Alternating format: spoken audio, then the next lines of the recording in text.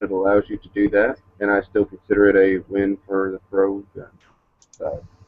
Yeah, I mean, it is a win. I'll agree there, but I'm still against warning shots. I think they're one, a waste of money, and two, way too dangerous. Yeah, If you're gonna fire into the ground to stop somebody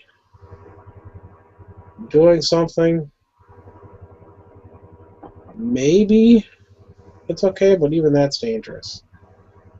the only time I would like, I'm not gonna say this is when you should fire into the ground, but if you have to fire your gun to like get people away from you, like let's say you're in a crowd or something, or like you're surrounded by basically zombies or whatever, you just fire a round right between your feet into the ground. Like I'm talking as straight and true, straight down as you can, so that there is no ricochet. Like there might be splatter, but there won't be a ricochet.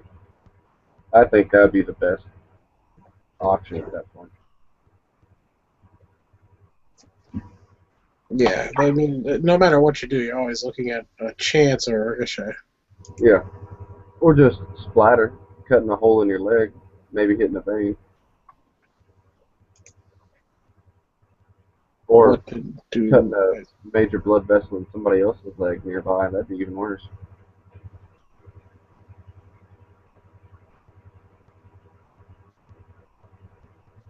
Jill, I was asked, did I see that topic? What topic? No, I guess I missed the topic, Jill. I'm sorry. Draw on each other. Do you use this draw app? You gotta have your cameras on so you can actually see people's faces. Oh, that's an automatic now. Yeah, it doesn't like you to draw over a picture or something like that, which I think is stupid, but It it looks to me like they're trying to do stupid things to get people on Hangouts more often. That they're like instead of just standing like sitting there looking at each other going, "Well, my day was pretty good. How about your day?" "Well, my day was all right." And then, "Oh, by the way, I'm drawing a mustache on your head."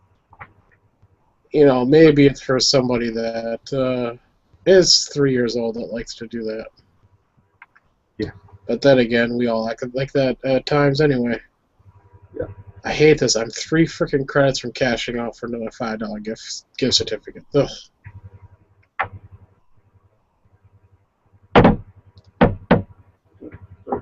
I hate when I'm short like that. It's like so close yet. I gotta wait another 24 hours to get it.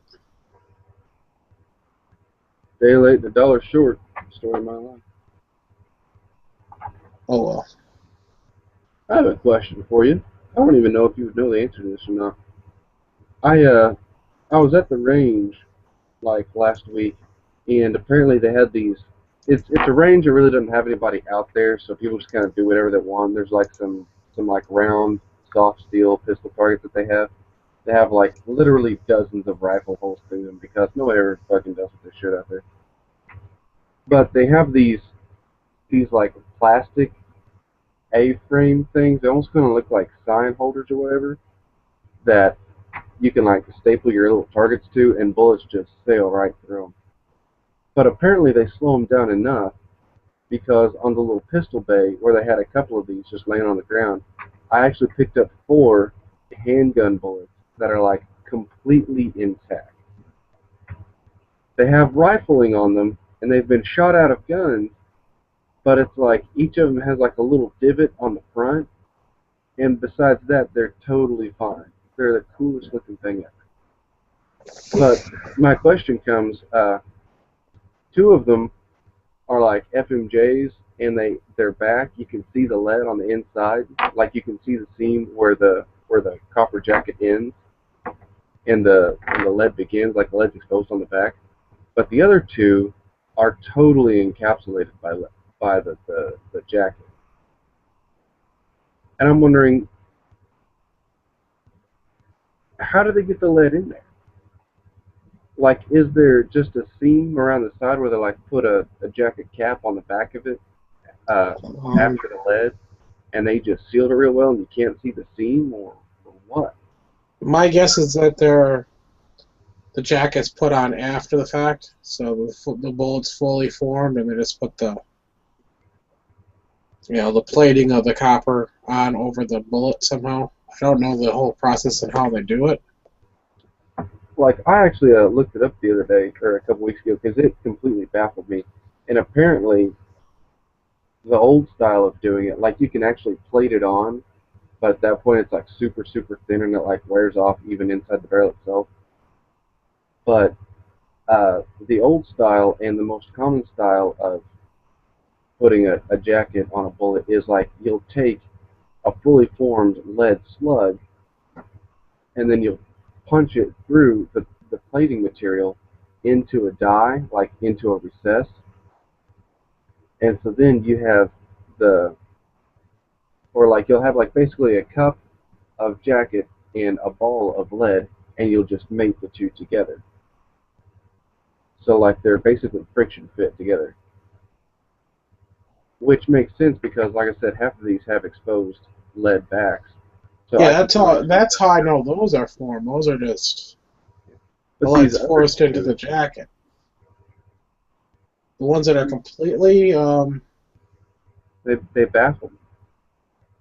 do they feel really heavy too? Oh yeah, no, I mean they're like 40 caliber. They're just as heavy as the other ones.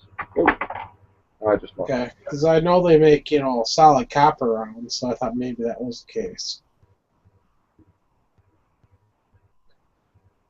And these might just barely have a little bit of plating on them because the rifling on these is like real wide and real shallow and pretty subtle.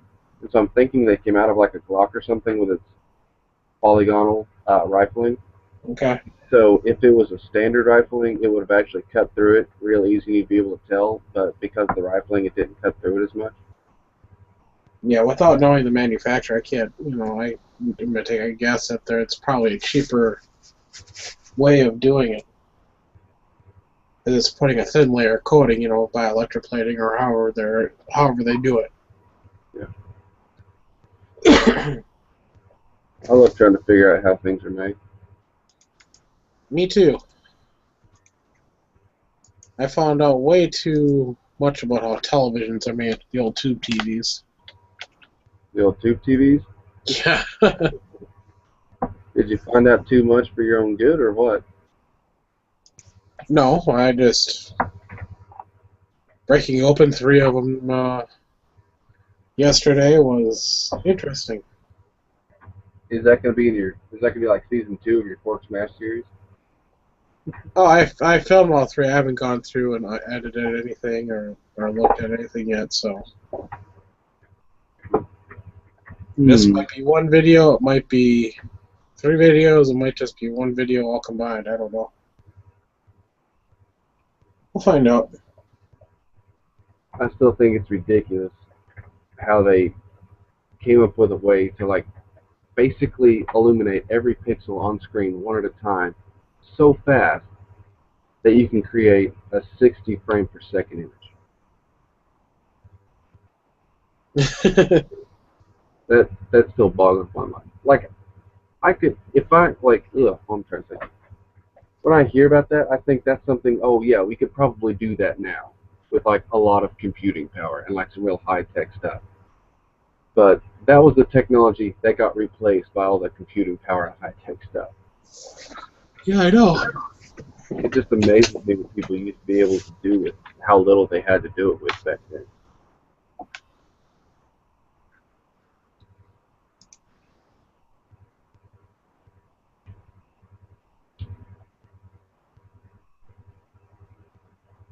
Apparently Okay, nobody else. I'm sorry, I'm reading the chat. Put it in the pile, G-Webs. I'm not gonna go over the topic. So Go ahead and comment on it all you want. We're not going to talk about he wanted our big box store is good or bad for the gun community. it. Oh, I had a really good comment about that nobody wanted to talk about, or like nobody followed up on. Oh yeah, I said this over in Edge's chat. I think they're actually good for the gun community because it's like you see guns just as another section in a store. It's like, oh, over here's your your archery stuff, over here's your tents, over here's your footwear, over there's your guns, over here's your fishing rods. It's just like it's another tool. It's just another classification of gear you can do. Like it's another thing you can do while you're outside. It's not in its own store with its own group of people inside. And it's like you only go into this one store if you're looking for a gun or you're looking to hurt somebody or looking to go target shoot. It's like, oh, hey, I'm just going to go do some outdoorsy stuff. I'm going to go down to Cabela's and see what there is to do. You know? It's Yeah, like it keeps it from being so isolated. yeah. I noticed that in the big box stores, all the firearms are located all the way at the back, normally in the corner. Well, yeah, true, but my argument to that is what's next to them? The golf clubs are right next to them. The soccer balls are right there. The baseball stuff, the outdoorsy stuff. My It's like, yeah, they Cabela's, are it back in the corner, goes but all the other sporting goods stuff is right there next to them. At least, guns, ammo, archery, knives, and then clothing. I Pretty mean, much all my, and it runs in mine. So like if you go to a Walmart or like a grocery store, you have to go all the way to the back corner to get the milk because they know well, that's what you're yeah, going in for. Everything else is they try to sell it to you on your way to what you want in the back corner. yeah. Well, actually, meat's the biggest profit margins for them. That's why the meat takes up like almost all the back of a grocery store. Yeah. I actually got a topic for tomorrow night, so I Right. should say tonight now. So that's kind Don't of ruin surprising. I tomorrow got night a for you. topic. Well, that's good. I'll have to tune in and watch. If I can get anybody to ever join. Eh, send me a link. I'll probably hop on. I'll most likely end up posting it on gun channels anyway. So I don't know why you wouldn't, honestly.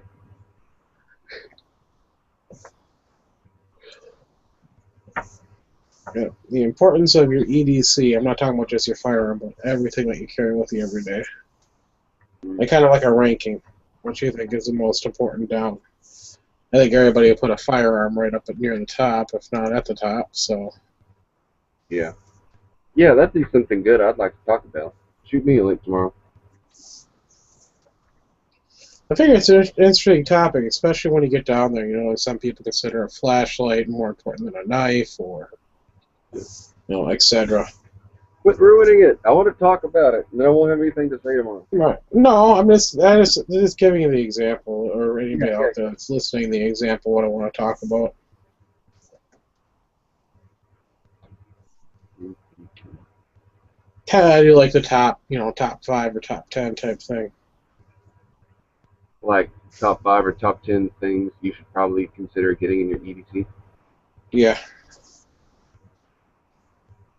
and the importance of the items, and everybody's going to have different things.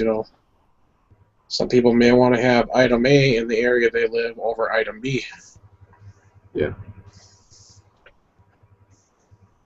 Like having water if you live in Arizona, whereas if you live in the state of Washington, probably a lot lower on the list.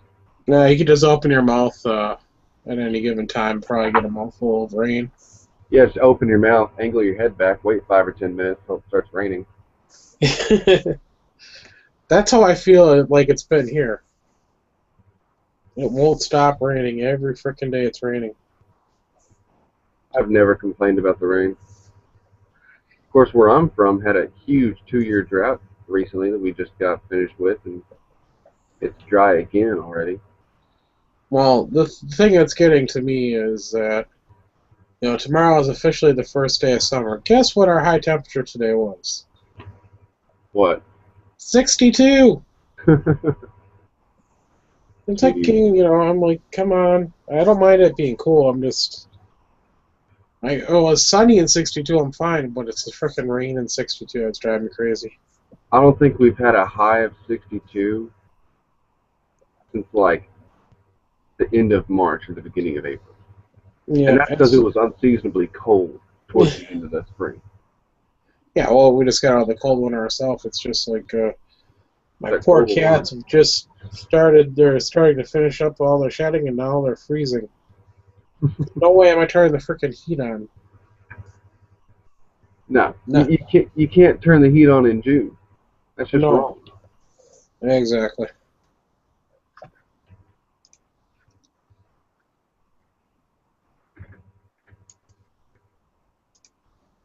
Come on, where is everybody tonight? I don't know. Not that I don't mind talking to you. It's just where is everybody? I'm just waiting for a couple more people to get in here. Yeah, me too. Only so much only so much you can talk about with Yeah, a couple people. there's only so much small talk two people on the internet can have. Uh-huh.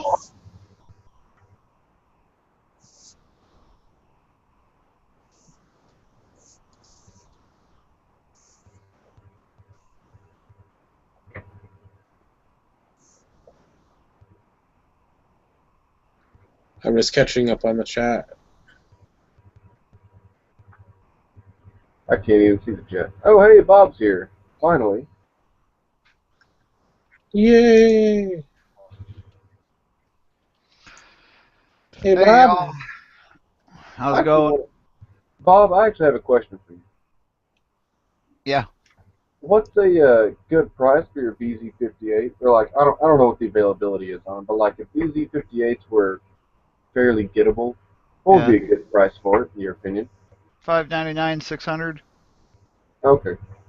Because there's a guy who left a comment in a chat, like Yeah, in one of the lobby chats at like 2 in the afternoon, and I just happened to see it, and it was like an hour and a half old at the time. And he said that he had the option of getting a 2008 for like $400. yeah. And I commented, that sounds like it'd be a pretty good deal. But after I sent that, I realized I have no idea what those actually go for. A good deal in Canada is, except for the fact that anything made after 2007 has now been not even restricted. It's now been prohibited because apparently, according to them, if you spend a couple of months working on it, you can turn it back into a full auto. Do they not realize that I can buy a block of steel and spend a couple of? Never mind. Yeah, no, they don't. I was They about to probably make do. They a just don't care. logical argument against the gun law, and then I remembered, oh yeah, it's a gun law. It doesn't have to Yeah. make sense. It Oh, no actually looks kidding. better if it doesn't. Even my 13-year-old daughter goes, "That's just stupid." I could spend a couple of months with a block of steel in a file and make a full auto machine gun. Oh yeah, I know. It's not like it's rocket science or anything. It's I like how it's not, oh, you could spend a couple of minutes or you could spend a couple of seconds if you have the right parts. It's you could spend a couple of months yeah, and make this do something kind of like it already does. yeah. Oh, it is really ridiculous, but I mean, it's one of those like, what are you gonna do, eh?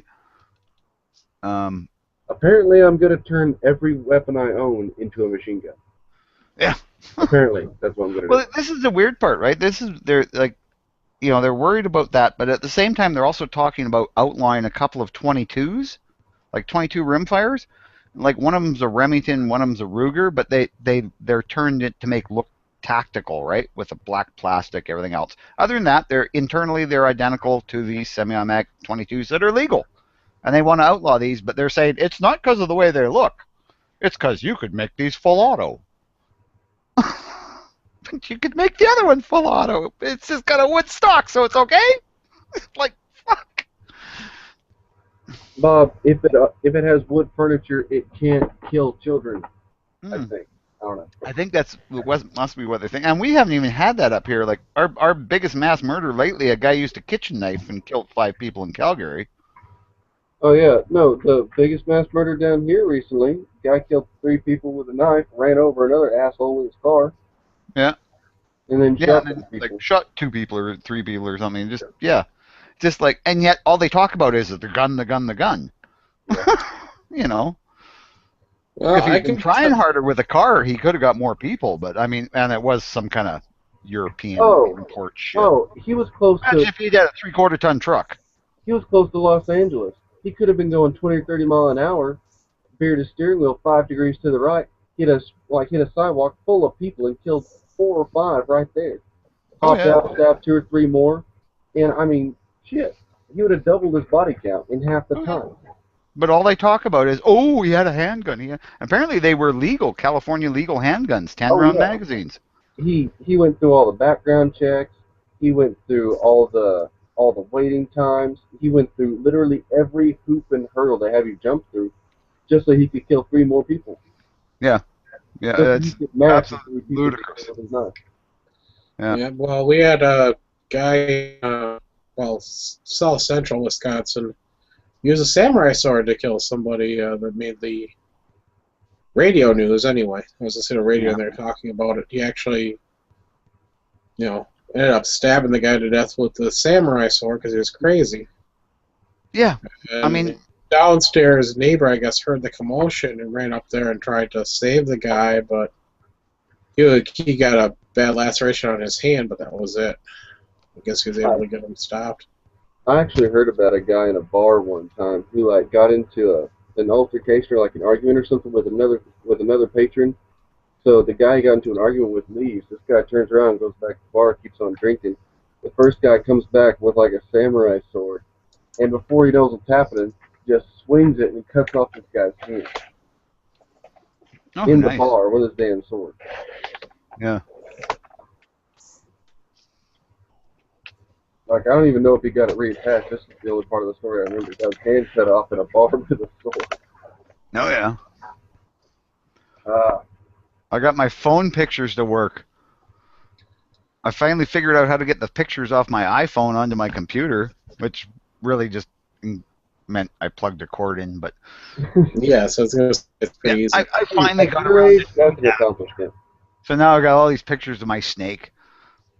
That's Fred. He's a really friendly little snake. That was a Hey, pet look mouse at he it. was playing with, and then he hugged it and hugged it so much it just quit moving. So then he ate it. Well, that's enough for this shitty. Randy went to sleep on me. I better eat him. Yep. I just gotta ask you, do you like the topic for tomorrow night or not? Man, what do you care what G-Webs think? Because he's like, you can look for topics in this, and you get a link to a Tiny Revolver PDF. So Yeah. I don't I care. don't know. Tiny revolvers. It's such a specialized topic. I have no knowledge of Tiny Revolvers except seeing one once. Yeah. Well, a The few Tiny people do Revolver because fired well, 22 yeah. shots. No, some of them. Like I mean, some of those tiny revolvers fire 22 magnums, but I mean, it's still. Yeah, I just. The first time I saw one was on Simon and Simon. Anybody else remember that detective show? Two brothers were detectives. One was real fancy in a suit, and the other guy was kind of a redneck with a cowboy hat. I thought it was a Yeah, more popular show than that. no, I remember seeing it. Yeah, but that was one of the first shows I ever saw where guys actually reloaded their guns and Which was stuff. a rarity. Yeah, it's Oh still a yeah, rarity. especially on a TV show. But they reloaded and they were the way they handled the guns was pretty authentic and stuff like that. And the one guy had a belt buckle gun, like the redneck guy, because Wait, is this the Wild only one Wild who West? wore a belt buckle that big, but it had one of those 22 NA revolvers in it. I know what you're talking about. I seen one on Arms listed somebody was trying to sell for like $800, which I'm like, gotta be kidding me. Yeah, no. But Paying $300 for the gun and $500 for the novelty. yeah, Yep. that's about it. But yeah, it was funny. The two actors, the one fancy actor was always wore a suit and was all coiffed and everything like that. He was the one who was really into guns. The redneck guy was like, whatever. I've hunted. It's not a big deal.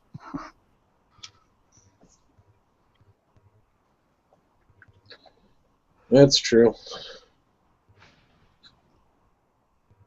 You know, there are a lot of like rednecks and country people and stuff who aren't into guns. They just flat out aren't. And Yeah. their Oh, yeah. eyes growing up around them, they look at guns like they look at hammers, or they look at guns like they look at their pickup trucks. Yep. Oh, my buddy's like that, man. He's got a 30-30, an old 30-30 Winchester lever action that his dad got from his dad, you know. And he's just like it's just like by the door. He once in a while wipes it down with a greasy rag, you know. It's just well, that's the deer gun or the varmint gun, you know, and we just keep it by the door in the closet, you know. Yeah. And it's like not really looked after. It's all beat up because it spent a lot of time behind the seat of a pickup truck. So you know how much like finish is left on it and stuff, but it still shoots straight, still shoots good. That's all he cares about. But you know, he's got that and some old bolt action 22 that's kind of rusty because it was out in the barn for a while. Oh, gee.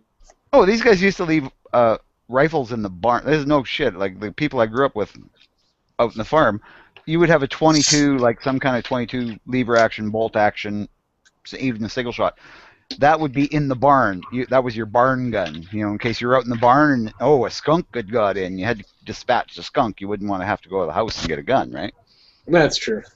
But in barns, because of the high moisture content, everything rusts. So, I mean, these guns would be just completely brown with rust, like a layer of rust on the outside of them. But these guys still shoot them because if you shoot them once in a while, it cleans rust out of the bore. But yeah, just the abuse of these guns got, and yet they still fired. Yeah. Bob, you would have gotten a kick out of the radio show today. They're talking about the Blue Angels. They're finally back in Wisconsin. Oh, yeah? They're outside of Milwaukee. Oh, nice. I love the Blue Angels. They fly one of my favorite airplanes, or one of them. I have lots of favorite airplanes. The F-18, it's the one that the Canadians fly, right? It's the same F-18. It's the early AB model. So it's the really maneuverable one. Yeah, but they're talking about, they have one, they got the F-18s, but they also have a larger plane. I can't remember the name right now. Hercules. Hercules, thank you. I guess the thing is so freaking maneuverable, and it can basically outfly even most fighter jets. Yeah. The way they have it modified and everything else. Yeah, I've seen, they can tell you that all they want. And I mean, yeah, maybe it could outmaneuver World War II fighter jets. Modern ones? No. Other than it could just fly slower than them. I suppose if you count that. Because it'll fly real slow. I was going to say, if I had a super maneuverable plane, I wouldn't name it the Hercules. Well, Hercules is a name you give to something that's like big and stout, and it can like carry twice what the next thing can. Yeah. It'll carry it like to the other side of the fucking world and back. That's a Hercules to me. And that's what the plane really is. It's a transport. Thank you. Most of the crew either call it Fat Albert or Dumbo is their nickname for it. See, that is a Hercules plane to me. Like a fast-moving plane would not be a Hercules plane. No. Oh, well, the Blue Angels have them set up so that they're very maneuverable. Oh yeah, I mean they're maneuverable. Look, because they're a combat airlifter, right? They're designed to come in at really steep angles for landings on really short dirt runways and stuff. I bet, did they do the takeoff with the Hercules where they use the JATO rockets? It's the show's this weekend. They're in. Oh, okay. Well, I don't know whether they'll do it or not because it's kind of expensive, but they strap JATO rockets to it, and the Hercules literally leaps off the ground and into the air after about 100-foot run, eh? And to see this huge 4-engine airplane do that, it's just like, whoa. I think I've seen video of that, not to say that. Yeah. They actually had plans during the Iranian hostage crisis. They were actually going to fly a Hercules in, land it in a soccer stadium, and then take off from the fucking soccer stadium. That's like a football field, right? Yeah. And they were then going to take off from the soccer stadium. It's like, really? Dude, that lot of work. nobody would expect it. Oh no, yeah. It's, So the unfortunately, a couple of elevator helicopters exercise crashed. would be in your favor the entire time. Oh yeah, No, Once you're up wasn't in the air and going, they still wouldn't know what happened. yeah. didn't they have on testing on that? It basically blew the plane up because of a bad Well, rocket. yeah. Well, one of them they had a bad rocket or something, and it broke the wings. Yeah, there's that. You can see that video on YouTube for sure. I've seen it. Yeah. But I mean, that was they actually figured that out. But they did this in about a month. They figured out how to use rockets to land as well as take off. So they'd come into land and these rockets would fire in front of them, and it would just like stop the airplane. Fucking really cool. I'll be right back. How's it going, everyone? Hey, Hey, Darren. let me turn up your volume. Yep. uh, That's why everybody out there can hear you.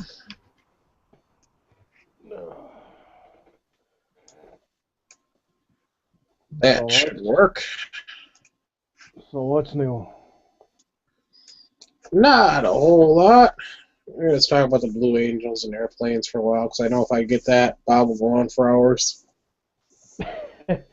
Good thing you went for a break. Yeah. You got the fucking Glenn Flarkus guy, dude. This is the special guy. He's got the Glenn Flarkus. Oh. Who is Glenn Flarkus? Nah, it's just scotch. I had a bottle of it a couple of weeks ago.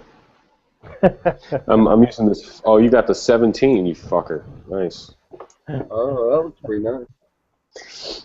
Yeah, it's like there's a place here that has the 12-year-old for like $39. I don't think they quite know how to price it because I've seen it, the 12-year for like 40-something, $45, $46. That's cheap. That's a liquor store you need to frequent. Yeah, the 17-year-old is like, I think, $90 maybe? Oh, that's still $80? cheap. It is, yeah, $80. I have these fucking Samsung headphones, dude. I switched out my phone from my iPhone to the Samsung, and I lost my iPhone headphones, which are way better. So these things give me a headache. I just want to say something. G-String said he's bi-curious, so... G-string. Who the I hell? like Tactical G-String is his cousin. That's his, Okay. But it sounds just like him. Is your Nice, like, I think it's because twins. you have like one little thread of They're mullet identical going down it? cousins. Are they kissing cousins? Oh, let's hope not. He's bi-curious, I'm sure they are, so... Let's hope not.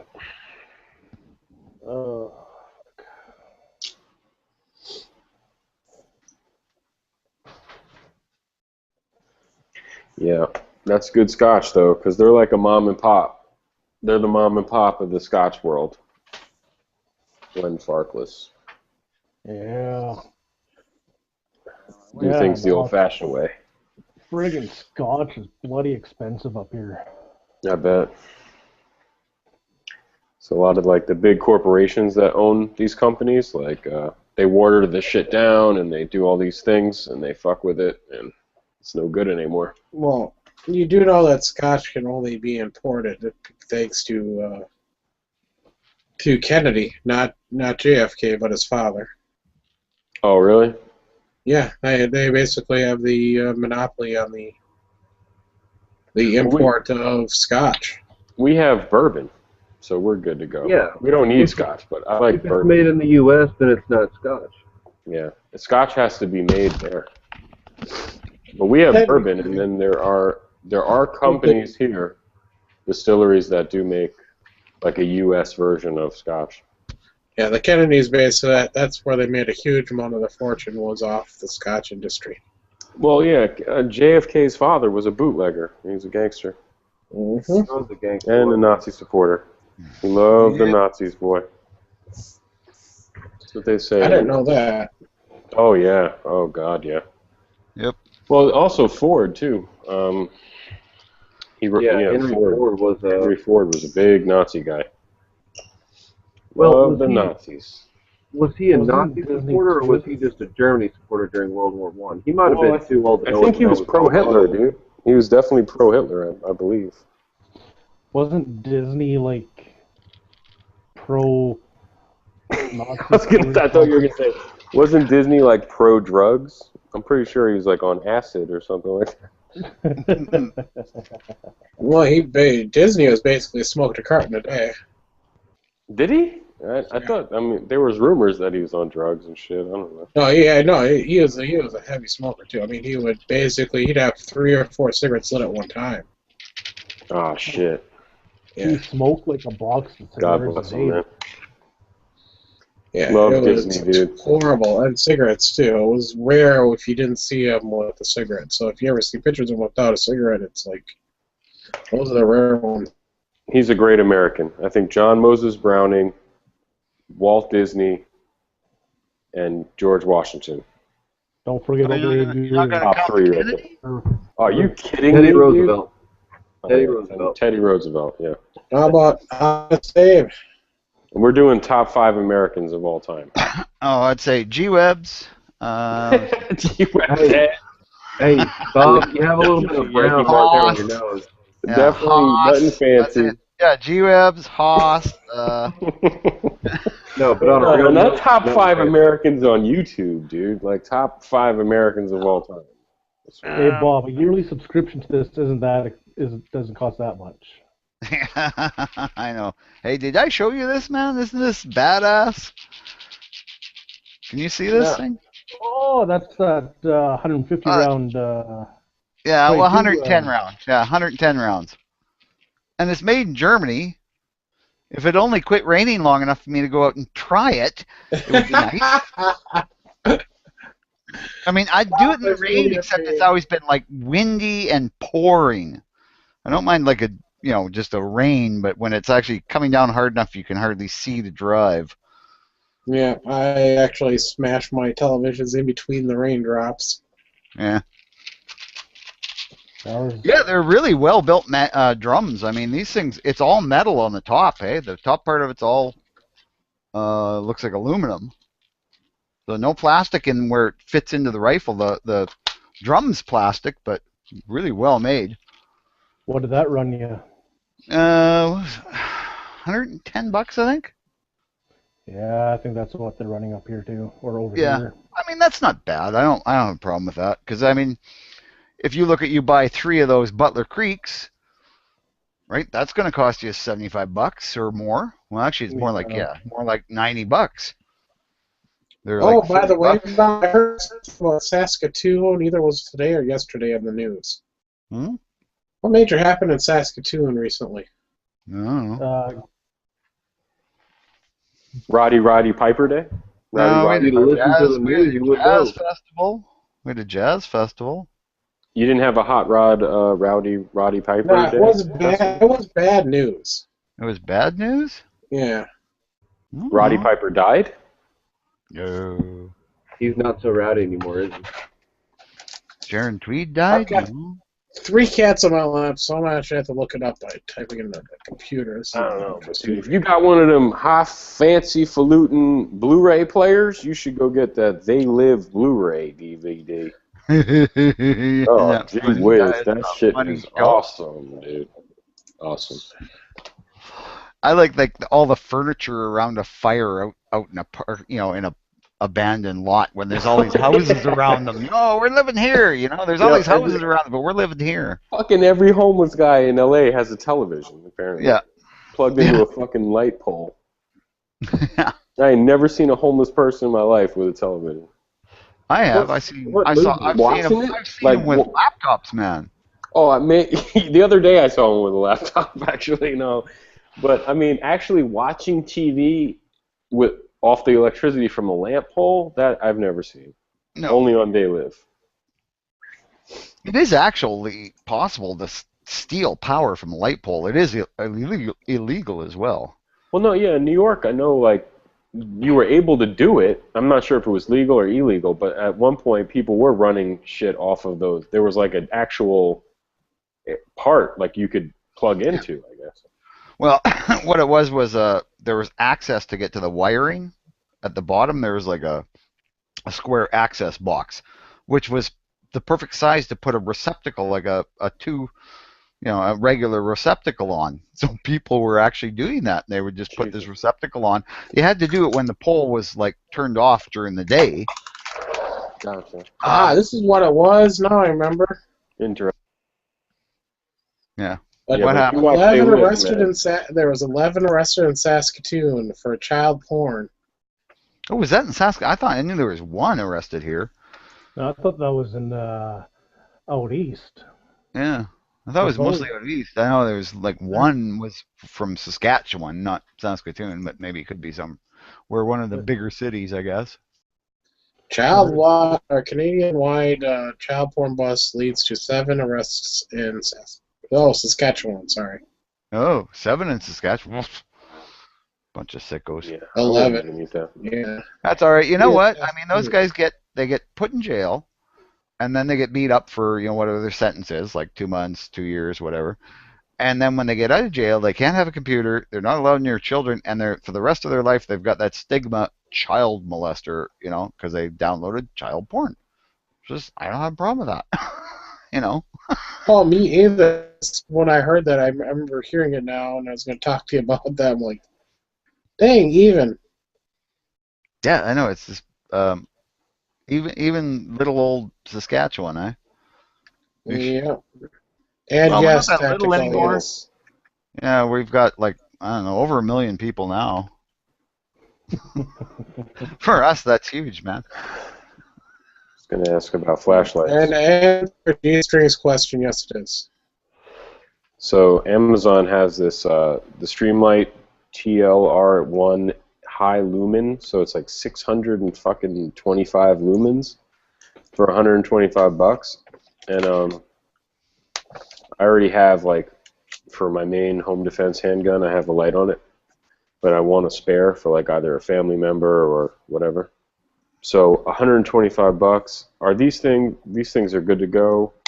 Do people know? Because I know I've heard people talk about it in these chats that the TLR1 is got a plastic frame or something, or plastic, or is this one has aluminum? I don't know. You gotta talk to the flashlight guy. He's the fuzzy lover. Yeah, he's usually got a cat picture up. But fuzzy lover. The 6000 series is manufactured aircraft aluminum and is finished with.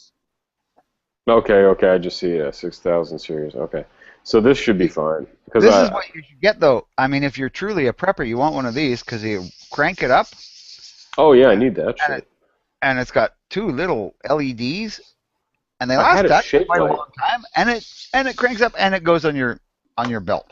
I had a sharper image light, and you shake it, and it would the shaking would activate the battery. Yeah, the shake lights. Yeah, they were really good, especially if one of your group had Parkinson's. You just use it to recharge the batteries. One of them Canadians. Okay. How dare you make fun of Michael J. Fox, man? The greatest Canadian, definitely one of the greatest Canadians of all time. It's like in all the retirement homes, right? The single ladies with Parkinson's are very popular among the single men. I bet. Circle jerk stuff. Yeah. Crazy shit happens in these old folks' homes. I'm pretty sure. Oh, I'm so sure. Now I have one of these fancy phones that takes a spare battery. So now I need to speak to the fuzzy guy. Yeah, no, he's not here right now. Whatever happened? Oh, I know that's what I need. I need one of those smart cards those micro SDs to expand my phone memory. Oh, those are easy. You buy a SIM card. Yeah. Well, I think it's not a SIM card. I'm saying micro SD card. Yeah, micro SD, I guess. Yeah, I could not get a good picture of that knife I got from Huck. I keep trying to, and I just can't get one that really shows how cool it looks. Yeah, I'm gonna say this TV, just get a name brand and you should be fine. Yeah. Oh, for the SD card? Yeah. They get the biggest one you can because you'll find they got a 64 gigabyte one on Amazon for $30. There we go. Holy shit! 64. This can't be serious. Can't be real. That's okay, when Freddie lost his mouse. 32 gigs for $20. I gotta do this. Oh yeah, that's not that expensive for. You gotta realize I spent like the last 5 years with a fucking 8 GB phone. Yeah, the iPhone was completely locked down. That was all you had. Was 8 or 16? I think 16 gigs for the last 2 years, and I thought I was in heaven. Yeah, well, just the big thing with the iPhone is just now that I know how to take the pictures and videos off it, it's got a lot more memory left. Oh yeah, for sure. Yeah, you can keep doing that. That was a good thing. But damn, I could put a fucking 32 gigabyte or a 64 gigabyte. Well, this one's a 64 gig. I could put a 64 gig chip in my phone for $28 on Yeah. this. I know. Oh yeah, I mean it's cool. It really does make your phone almost a computer. That's pretty cool. That's why I love the Android phones over the Apple phones, is that you're not locked down, and I like the ability to change batteries if needed. Mm-hmm. That is so cool. Because right now I've got an iPod Touch, 32 gig iPod Touch, which is fine. I got more than enough space on there, but the freaking battery lasts 10, 15 minutes if I'm playing like a game or something like that. So it's Well, annoying. you just plug it in then, don't you? Yeah, then I have to plug it in. Yeah. And so that's the cool. problem. The battery's just starting to go. I've had this thing for like 4 years. Oh yeah. Well, you can probably just get a new battery. Can't you just take it to an Apple Care Center and have one of those Apple geniuses replace the battery for you? It's Not not on the phone. If you have an iPhone, or they'll charge you. Yeah, Like it's my not worth it. my Apple computer has needed a new battery now for like 4 years, and I'm too broke to fucking go give them $120 or whatever the fuck it is. Yeah, Well, it's not worth it. That's the thing. It's my I'm my gonna spend laptop's up my like new. that. My laptop with when I unplug it, I've got maybe 10 minutes, if that, and it's dead because the battery's going. I don't care. It's always plugged in. I mean, it's a laptop, but I mean, it hardly ever moves. Well, think about it from just even a prepper standpoint. If you want to, I hate saying that shit on this topic, but just for like any kind of thing, dude, having a spare phone battery. That's this new Samsung. One of the reasons I really flipped for it was it's got this mode where I think it's like Ultra Power Saver, where it turns everything black and white, and it turns your phone into like worse than what those flip phones used to be. Yeah. Like it's got like 3 buttons. Battery lasts forever. Yeah, it's like the battery. It'll tell you like this battery now will last like 2 weeks or some shit. That's fucking awesome, or whatever That it is is. cool. Yeah, that is awesome. And then to have a spare battery on top of that is really important. But what you could also have is, because phones all have USB chargers, right? Oh yeah. You get one of these BioLite stoves, and you can burn a handful of popsicle sticks and recharge your phone. Oh yeah, I've seen that.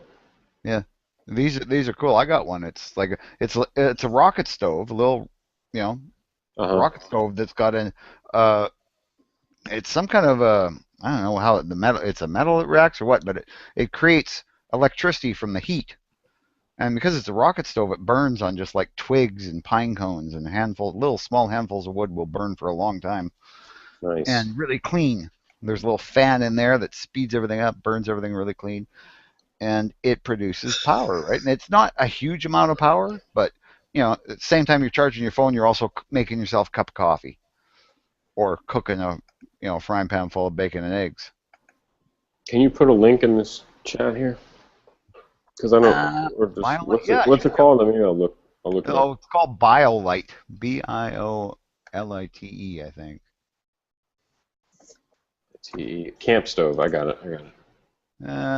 What's that in? Yeah, it's like $130, $120. Yeah. LL Bean has it. Yeah. Produces electricity, and they're coming out with a bigger one that you can actually use when you're camping, and it will like power your campsite. Yeah, I need one of these fucking. I need a second, third job. I need a fourth job. Aren't these things badass though? No, that looks pretty damn cool. Yeah. And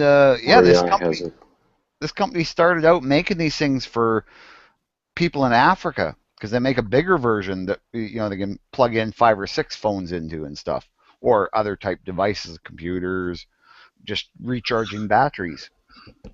Wow, the stove converts the fucking heat to electricity. It turns that shit into the USB port. Yeah, that's fucking awesome, man. It's only $129 free shipping from REI. Yeah, and at the same time, like I say, I mean, this is a really efficient rocket stove. That's the thing that really impressed me is it works really well as a rocket stove, and then it has this added feature. And rocket stoves are really, really efficient. So, like I say, you could burn this thing for like 12 hours with a couple of big handfuls of twigs. That's awesome. Armload of twigs, but still, like That's just amazing. twigs, pine cones. Everything burns just completely in it because it's got that fan. Cool. Now, is the fan run off the fire, or is the fan run off being plugged in? No, the fan runs off the fire. The heat produces the electricity to run a fan, and then it also produces excess electricity, which you charge your phone on. So if you want, cool. Oh yeah, but you can turn the fan off, and the rocket stove will just kind of glow and heat, and then still produce some electricity because the fan's not running. It's kind of evens out to it not going flaring really hot. But anyway, there's different modes you can use it in, and it's I just think it's the greatest like bug out bag thing. That's in my bug out bag, man. You got that and a tarp. I'm good. I can live on pine cones, you know. You can live on pine cones? Yeah, oh, yeah, actually you can. Yeah, pine cones actually have hearts. You've heard of pine nuts and stuff like that. That's all real, and plus you can make tea out of the needles. I know you can make tea out of the needles to get your vitamin C. Mm-hmm. I did not know you could actually eat the pine cone. I knew about pine nuts. I just thought they were the pine seeds. Yeah, basically. Yeah, you can eat those. Yeah, I know you can eat the seeds of pine nuts. You just get them. But inside the pine cones, there's also, I think there's edible in the middle of that. I don't think so, Bob. No. I've tore them things apart, and there's nothing in there except for a lot of fiber. Oh. Well, I have to go back and find that video. Maybe it's just the new ones, like the baby, when they first start coming out in the ends of the branches, you'll see them starting to form into cones. I've seen people maybe then when they're tender. Well, they are really soft at that stage. Yeah. Like you can eat the shoots and stuff, but not the actual cone. No, I thought there was something inside the cone, though. Yeah, the seeds. Yeah. Isn't that the pine nut seeds? Yeah. But anyway. Chicha. We still got like a lot of viewers. Why? I don't know. Trust me, we got a lot of viewers. Yeah, all 21 of them. Well, believe me, that's a lot nowadays. I've seen these chats with like 5 viewers in it. Yeah, we're going downhill, guys. 4 or 5 viewers. Yeah. I think we gotta start doing talent contests maybe, and I can play the maracas. I want to get this. Oh, I told you about this the other day. Grouse Blades has this like cool tool, keychain tool, and I was like, oh, it's kind of expensive, and I looked online at like his competition and stuff. Well, I guess he kind of copied the idea from other people and stuff, but they're expensive too. Like Charade Blade Company or whatever had a multi-tool, like a keychain multi-tool, and some other ones. But at least this is D2, and I want to get one of these, man, in the next couple of days. They look pretty cool. What? I've seen those, and I'd much rather just carry a good knife or. Well, check it out, Bob. Bob, this has a pry bar. You wouldn't want to do that. Oh, I know. It's got the pry bar. It's got the little seatbelt cutter. I've seen. Yeah, I've seen the whole thing, and I've seen other tools like it, and they're just a gimmick. A good knife. I mean, the seatbelt cutter is something that you can also get, that's specialized seatbelt cutter, and the other stuff it kind of does, but. Well, you know what it is? It's like I always have a knife around me, so I'll cut my seatbelt with my knife if God forbid. But what I think is really the best thing about it is it's a pry bar.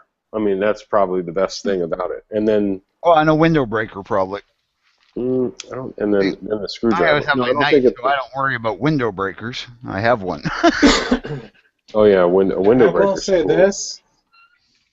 You said it was $10 to ship that thing? That was the fucked up part. Yeah, that Yeah. was fucked up. You throw that in a freaking padded Bubble wrap. envelope, pay $2 to ship it. Yeah, that's what stopped me from getting it the other day. It was like $10 shipping. I was like, wow. Then I went to like eBay. These are so new, and according to Cutlery Lover, they're going to sell out pretty fast. So I'll just probably buy one. Maybe I'll buy one used or something. I'm afraid they're going to go up in value because they're kind of like collector's items. Well, yes. I'm paying that much money now for something like that, which is pretty small to begin with. Oh yeah, I'm sure. Look, the weight is like 5.5 ounce. It's like it's like 0.5 ounce.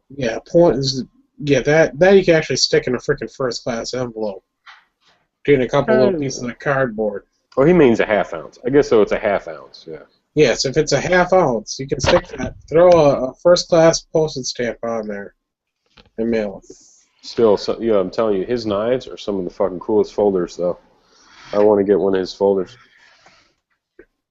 Yeah, I keep looking. There are some of the Emersons out in the Kershaw Emersons. Yeah, yeah. I like Oil the Gun had it. On Amazon. I just can't see. The Oh, thing they're on is, Amazon? Yeah, they were. They're sold out now. Amazon shit. got like a handful in, and they're sold out. That sucks. At least the one I was looking at anyway was sold out. Here's the thing, though. They're like $40. Yeah, but that's cheap, dude. And what did you think? I mean, an Emerson is $180. Yeah, I know, but I'm saying that they're so new. That's why they're so expensive. I think in 6 months' time, they'll probably be down around the $30 mark. Under 30. Well, no, I don't think that. I felt like they wanted it to sell around really $40 was like the price point that they wanted it to hit at. So yeah, you might be able to save a few bucks if you wait. But they never wanted it to go above 40. I don't think they really wanted it to go less than 40. But either way, dude, that's like a killer deal for those designs, right? Oh, it's a really cool design. I get that, and I'm willing to pay about 30, maybe $35. I won't pay more than $35. And the reason I'm saying that, because I do use, Kershaw's are really nice, but paying that much money for 8CR14 MOV is a little steep. Especially when you get the other Kershaws with the 8CR steel for $20, $25, Because once you start getting right around that $40, you can spend $10 more and get like a Blur, which is a better steel. Mm-hmm. Well, I've seen things on when I'm a member of like Blade forums or whatever, but there was a lot of YouTube videos and people on Blade forums that said they had problems with their Blur, and then Nothing Fancy's last video, not his last video, but like in the last week, he did a knife video and he said he took his Blur videos off his page because he had so many viewers write him and tell him that my lock broke, and I'm just not going to buy a Blur. Period. I don't care. Like, it's got that kind of reputation where that lock is not good. That, especially Nothing Fancy, like when he did that video, he never had to say anything, but he just said something maybe like a week ago that he took the fucking video off his page because so many viewers were like, I bought that knife because of you and the lock didn't work right. Like, all you had to do was hit the knife. Yeah, the lock sucks, dude. I'm not doing it. I wanted a Blur so bad. It's a liner lock. The only thing different about this is it's got, liner locks are not all. Yeah, but the thing is that all liner locks are not equal. Like, there's geometry on the blade tang and.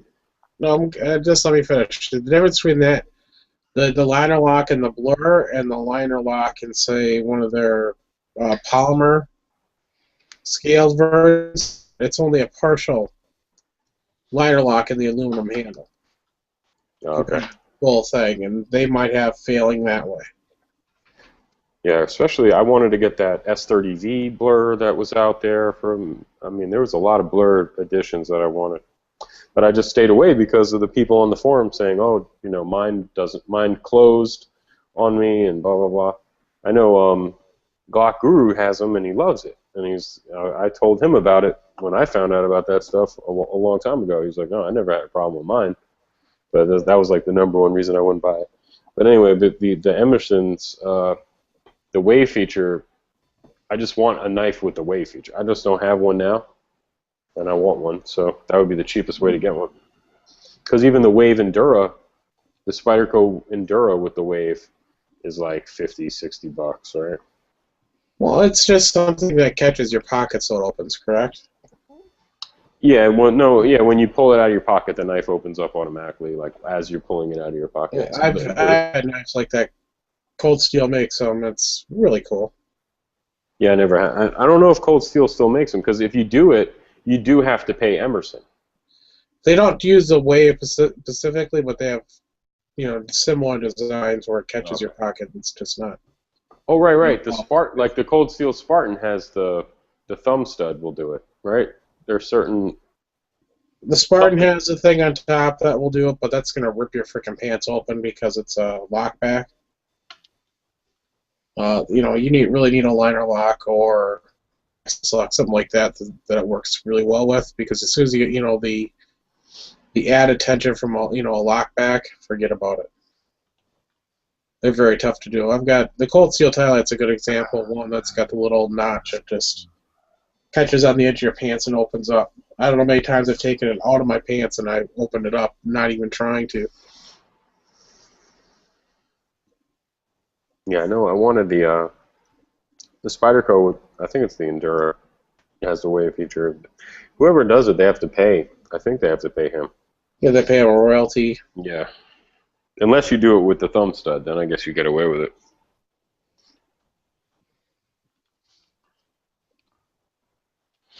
Well, you can't have a market on everything that opens when once you pull out a pocket. It's definitely got to be designed on his, designed very similar to his copyright. Yeah, have you seen him tell the story on how he invented it on any of his YouTube videos where they interview him?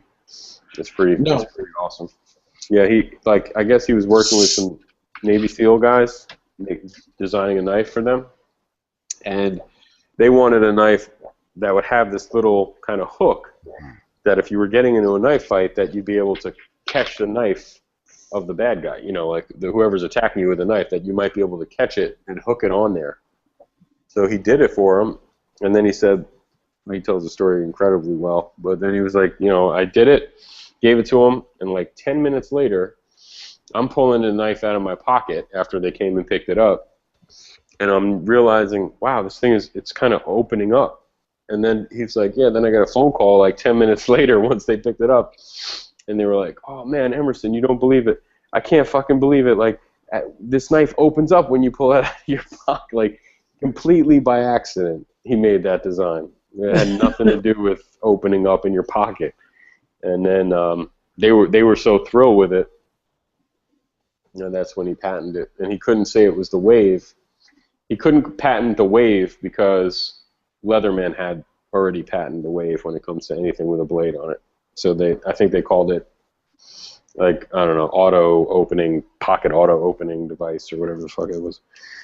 Basically that is that little lip, that wave that's like a hook, was basically just so that if it got, maybe you could catch the attacker's knife with the hook.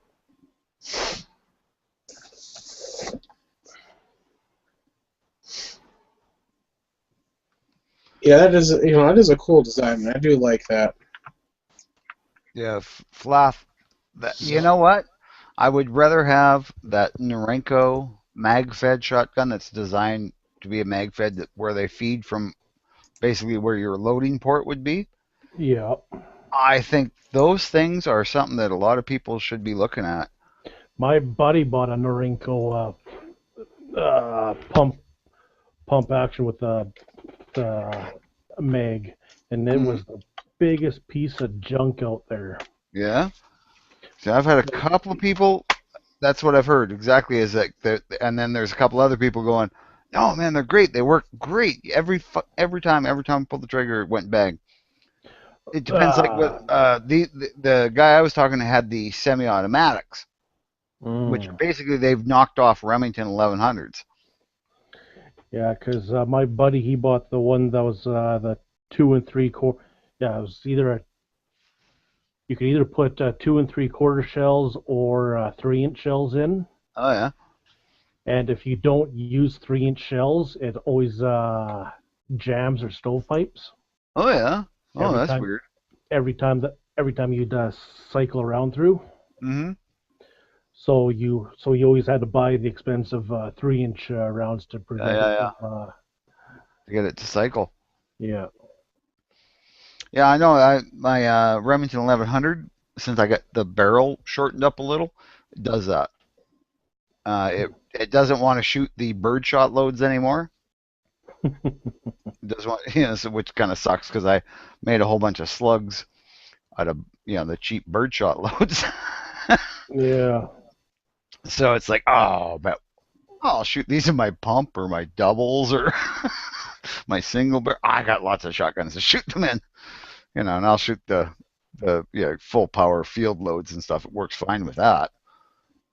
Yeah. So, Like and I'm. it's just one of those things. Those semi-automatics are touchy that way, and they used to be able to adjust them. My 878, the model before it, the 870, I think it was, actually had an adjustment on the gas on the end of the gas tube, because the Mhm. gas tube was actually part of what the magazine tube was. That was part of the gas system on the 870s and 878s, and you had a high and low. So if you're shooting like skeet loads, you turned it to low.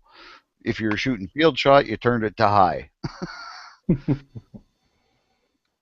That's back when they, because those guns were manufactured in the 50s, so that was back when, you were supposed to actually know how to use them. Yeah. Yeah. No, I seen this at P&D Enterprises there. Uh, I thought, that'd be pretty damn sweet. Put on my Mossberg, but oh, yeah, I know. I was looking at that going, yeah, geez, but it's a lot of money. It's like buying another shotgun. yeah, They, yeah. Because what was it? It was for the black one. It was 370, I believe, for the kit, yeah, yeah, yeah. and then it's like $30 for extra drum or something. But Mm-hmm. I was thinking, Well, I thought Christ, the drums were like $100 a pop. no, they're not that expensive. Oh, maybe, I don't know. But, I think maybe 75. I can't remember now. It's been a while since I've been down in yeah. the city, but Oh, yeah, I mean, they look like it. That's a really cool system. It's just, and that's the thing I was going to say about those Norenkos. The semi-automatics, you actually don't want to get them because they're limited to 5-round mags.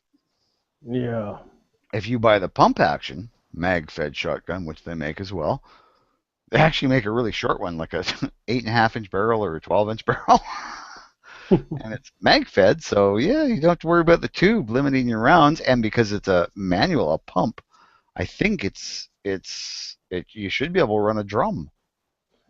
Because I know if it's a tube, there's no limit. You can have a 10-round tube on an 870, and that's fine. yeah, because this kit here it deletes the tube, Mm-hmm. and then you can either buy the 5-round clip or Yeah. the 5-round mag or the 10-round drum. Yeah.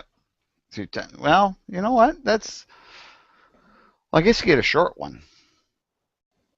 All right. Does Mossberg make any real shorties for Canada? Man, like if they made a 12-inch barrel Mossberg 500 and sold it in Canada with this kit next to it, The thing like about yeah, the thing 10 about rounds buying and the thing about buying a 12-inch shotgun, you have to go right to the manufacturer, yeah, and most gun shops they won't. Or what? How does that go? They're not allowed to order shotguns with barrels less than 16 inches or something. I can't remember. well, I know they But like a gun shop can't modify a gun, but you can because I know there's guys out there with those little grizzlies with 8.5s, I think it is. yeah, because I was what was it, about 3 years ago, I was looking at a double barrel sawed off shotgun with Mhm. pistol grip. Yeah. And it was like $500 or something. And uh, gun salesman was saying that he's not allowed to order these in. He's got to get customers to order them in for him to sell. Oh yeah. Yeah, that sounds kind of odd. Yeah, I don't know. Yeah. Also But no, can't. there's a oh crap. He's one of the YouTubers, and he's Canadian, right? And he's got one of those little short. Uh, they're 870 clones. These Norinco pumps. They're 870 clones, so they're just like a crude 870, but they Yeah, generally function really well. And he's got one of the short barreled ones, so it's only I think it's a 12-inch barrel maybe, but it only holds 2 rounds. So he's like doing ghost loading with it and stuff, but ghost loading wasn't really that great with it. yeah, that's That's Christ. a tricky thing. What rifle is that? Yeah, because it's only a 2+1. Yeah, that's a Um, grizzly or something. I believe it's a grizzly, Yeah, I think that's what it's called. I but could look. yeah, I could go look it up real easy, but I'm like, I don't feel like it. I'm tired. yeah, because you can.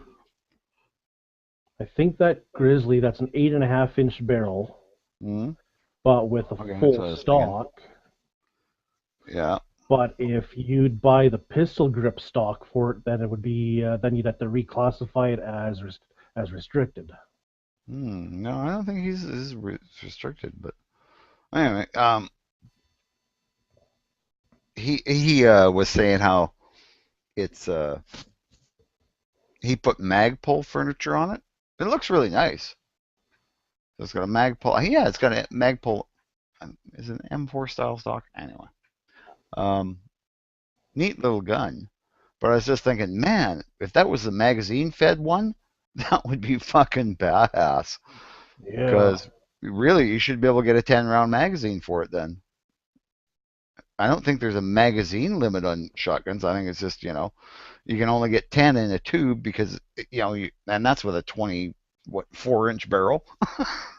yeah, because those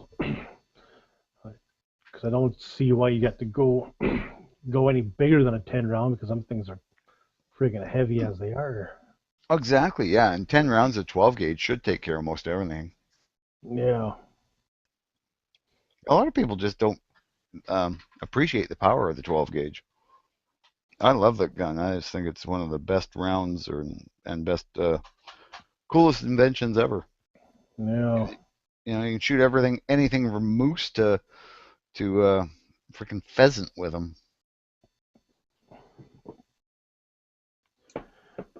You can shoot almost anything with 12 gauge. Yeah, pretty much. Yeah, it was funny. I was watching an old, uh, it's a newer movie, Appaloosa or something, and Buddy's sidekick uses an 8 gauge, and I was like, "What the fuck is an 8 gauge?" That was a duck hunting gun. That's a fucking elephant gun. Yeah.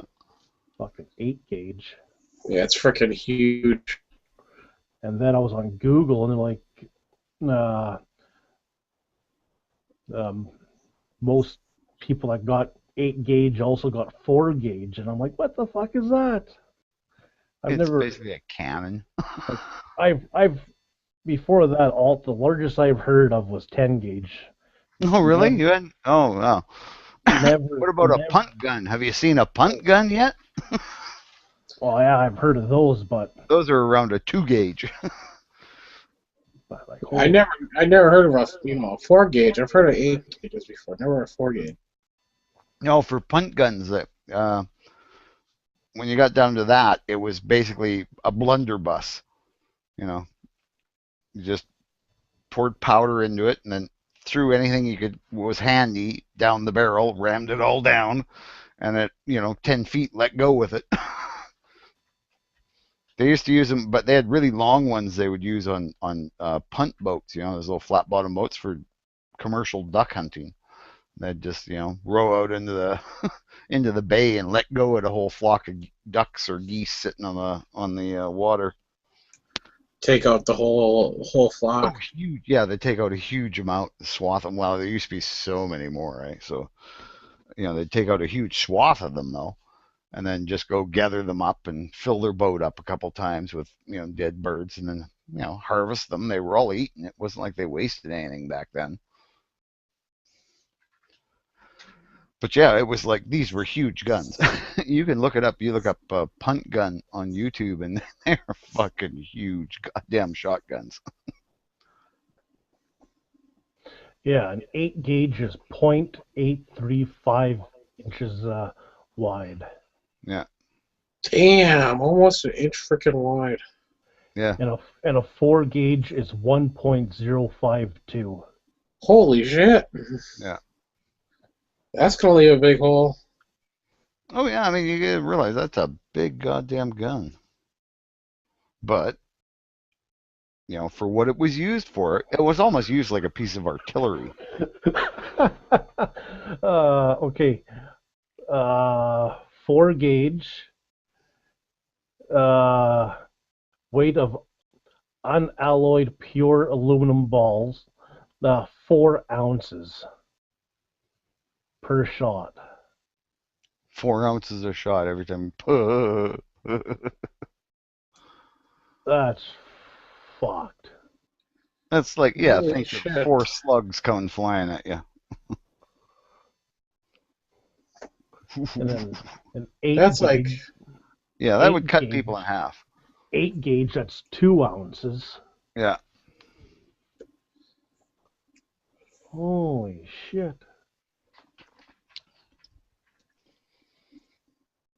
I think, 4 ounces of lead. Holy crap. That's a lot, man. That's Yeah. Well, I got this lead sinker that's inside the monkey fist that I made, and it's 4 ounces. yeah. I'm thinking of that hitting me out of a gun. Oh, geez, the size of the hole that would leave. Yep. It'd be a big one. Well, they're like little mini cannons, really. Imagine, they weren't designed to shoot solid shot, but they could. It doesn't matter the gun; it's a smoothbore gun. Yeah, exactly. All it cares about is the gas pressure and is it seated? And yeah, that's fine. And this thing about making a wax slug. Oh yeah, wax slug out of one of them, man. Into a garage door. That would actually be interesting. One of those like aluminum insulated garage doors. Hit it with like a 4-ounce wax slug. It should pretty much turn that door inside out. Pretty much. Well, the garage doors are pretty thin metal, though. Yeah, it'd be more fun to shoot a car. Oh man, can you imagine hitting the door of a car with that? Oh. Dang, I wonder what the inside would look like. Like freaking hot wax everywhere, man. Yeah, the heat of the impact and everything would just. Here's the prices of the ammo.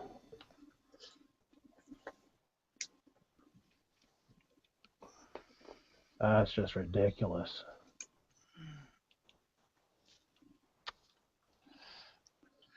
Holy shit. Cartridge? 8 gauge loaded. Number 4 shot, number 2 shot. $9.95 per cartridge. Gee. Definitely reloadable. Yeah. Oh yeah, you'd reload those, yeah. Well, the thing is, it's lots of pressure. Like, yeah, these ones with the really low brass, yeah, there might not be that reloadable. You might get 2 or 3 shots out of them, if that. The high brass, that's better. Actually, the best thing, you can probably find it, maybe not here, but you can find solid brass shot shells. And if you just got a dozen of those, because they're so easy to reload, and a couple of boxes of shotgun primers, you could make your own black powder if you had to. Wouldn't work on this semi-automatics, but Well, try to find saltpeter. That would be the biggest pain in the ass. well, you just get a lot of women peeing on the, in one spot.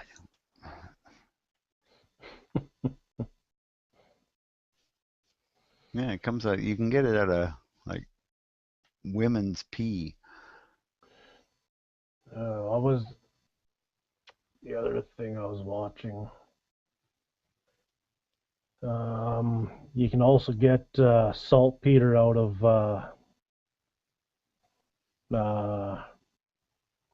bird crap, bat crap. Yep. Yep. Yep. There was an island somewhere that was like 20 or 30 feet deep in bat shit. Maybe it was a cave, but it became this country's natural resource, right? Was That'd guano. be It's either probably a cage or a cave. Excuse me. Yeah. So I know I've Yeah, but it seen. was bat guano. But by their mining the bat guano, that upset the bats, and the bats left, so there was no new guano, so it ran out. Yeah, if I remember correctly, I've seen like I think it was Dirty Jobs where Mike Rowe went into a bat cave, Yeah. and they're basically up to this, he's Cave. up to his hips in guano.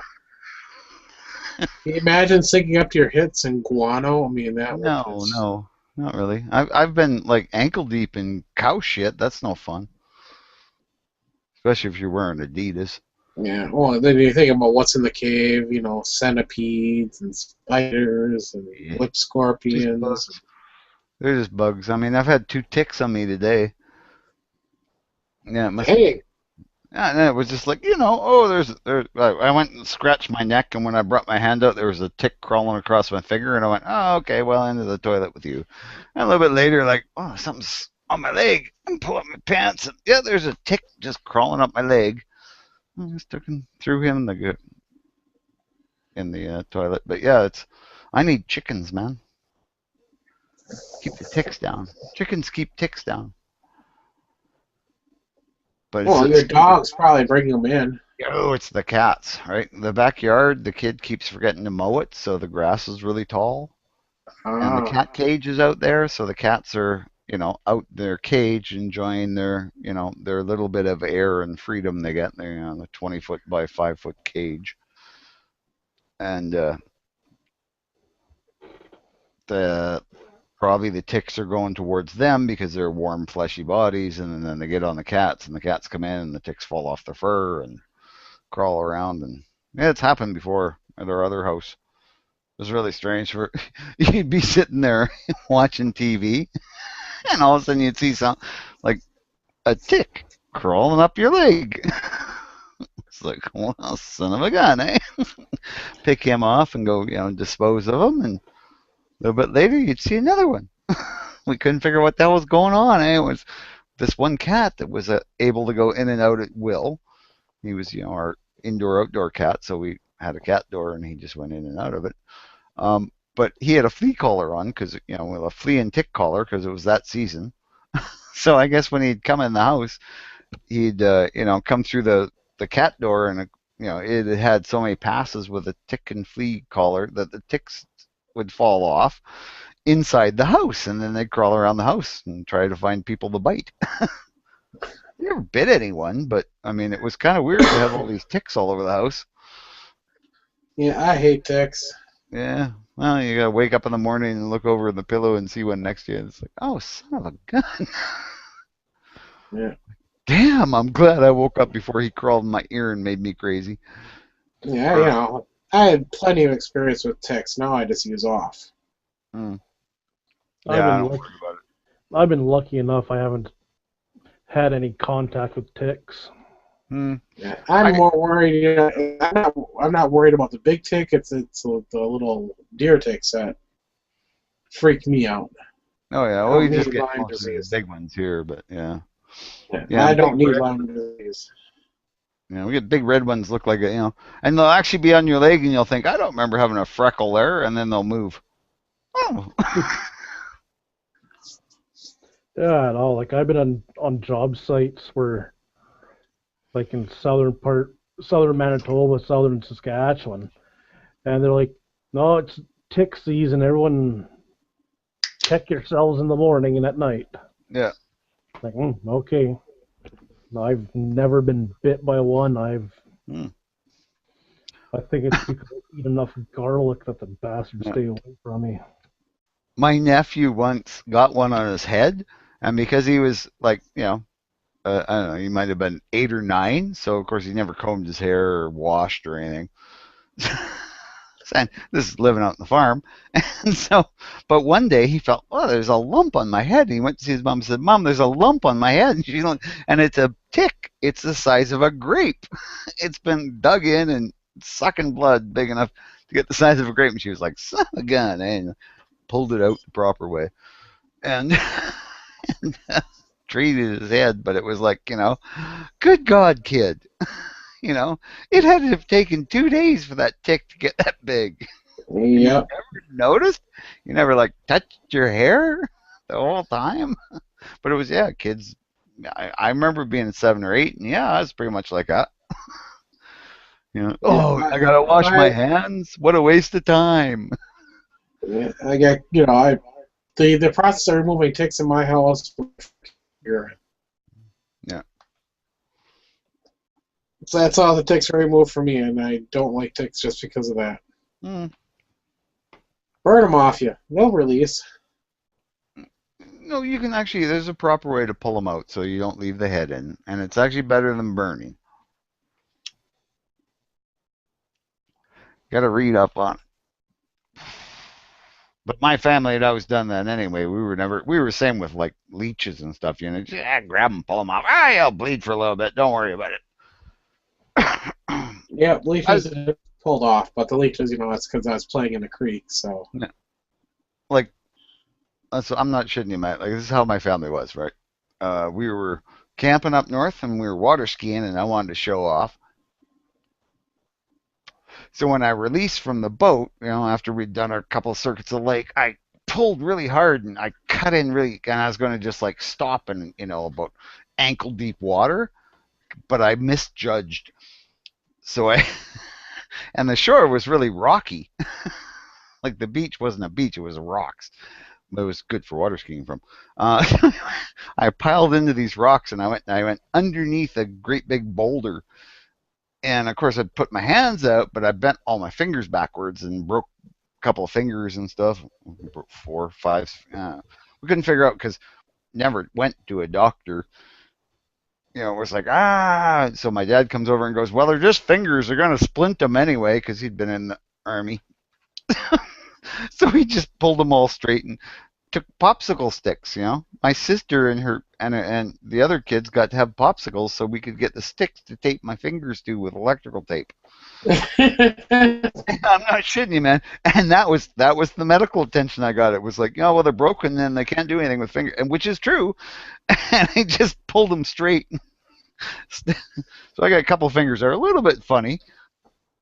But yeah, and we kept camping, and yeah, I mean, within 2 days, I was water skiing. I was just holding your bar. It's like a piece of wood in between a Y of rope that then joins to the rest of the rope. Anyway, I would hold it in my elbows, right? Because then you can hold it, and you just get pulled up, and I'd get to water ski with everybody else, because otherwise it would have been boring. It's all we did anymore. So my sister got into water skiing, and then it was all about, she had to practice. Yeah, I will say that. Never broke a finger. Broken a couple toes. Nothing about those. Fingers. I've broken bones in my hand all the time. I used to all the time in jiu-jitsu. There's always one bone, this little funny Y-shaped bone between your finger and your thumb. I used to break that like once a month.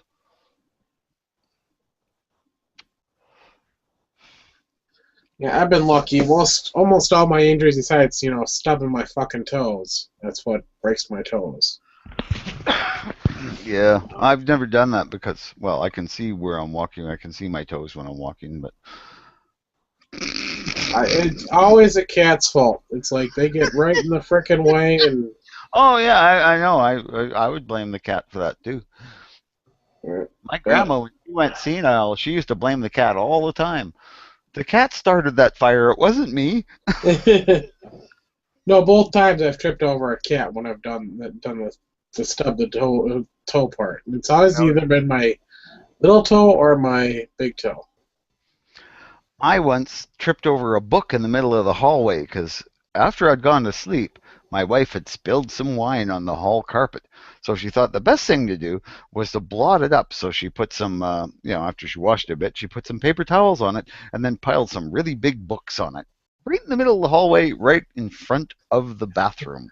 So at 3 in the morning when I wake up and go, I gotta have a pee, I go walking out and I trip over a book and I stub my little toe into the corner of the molding.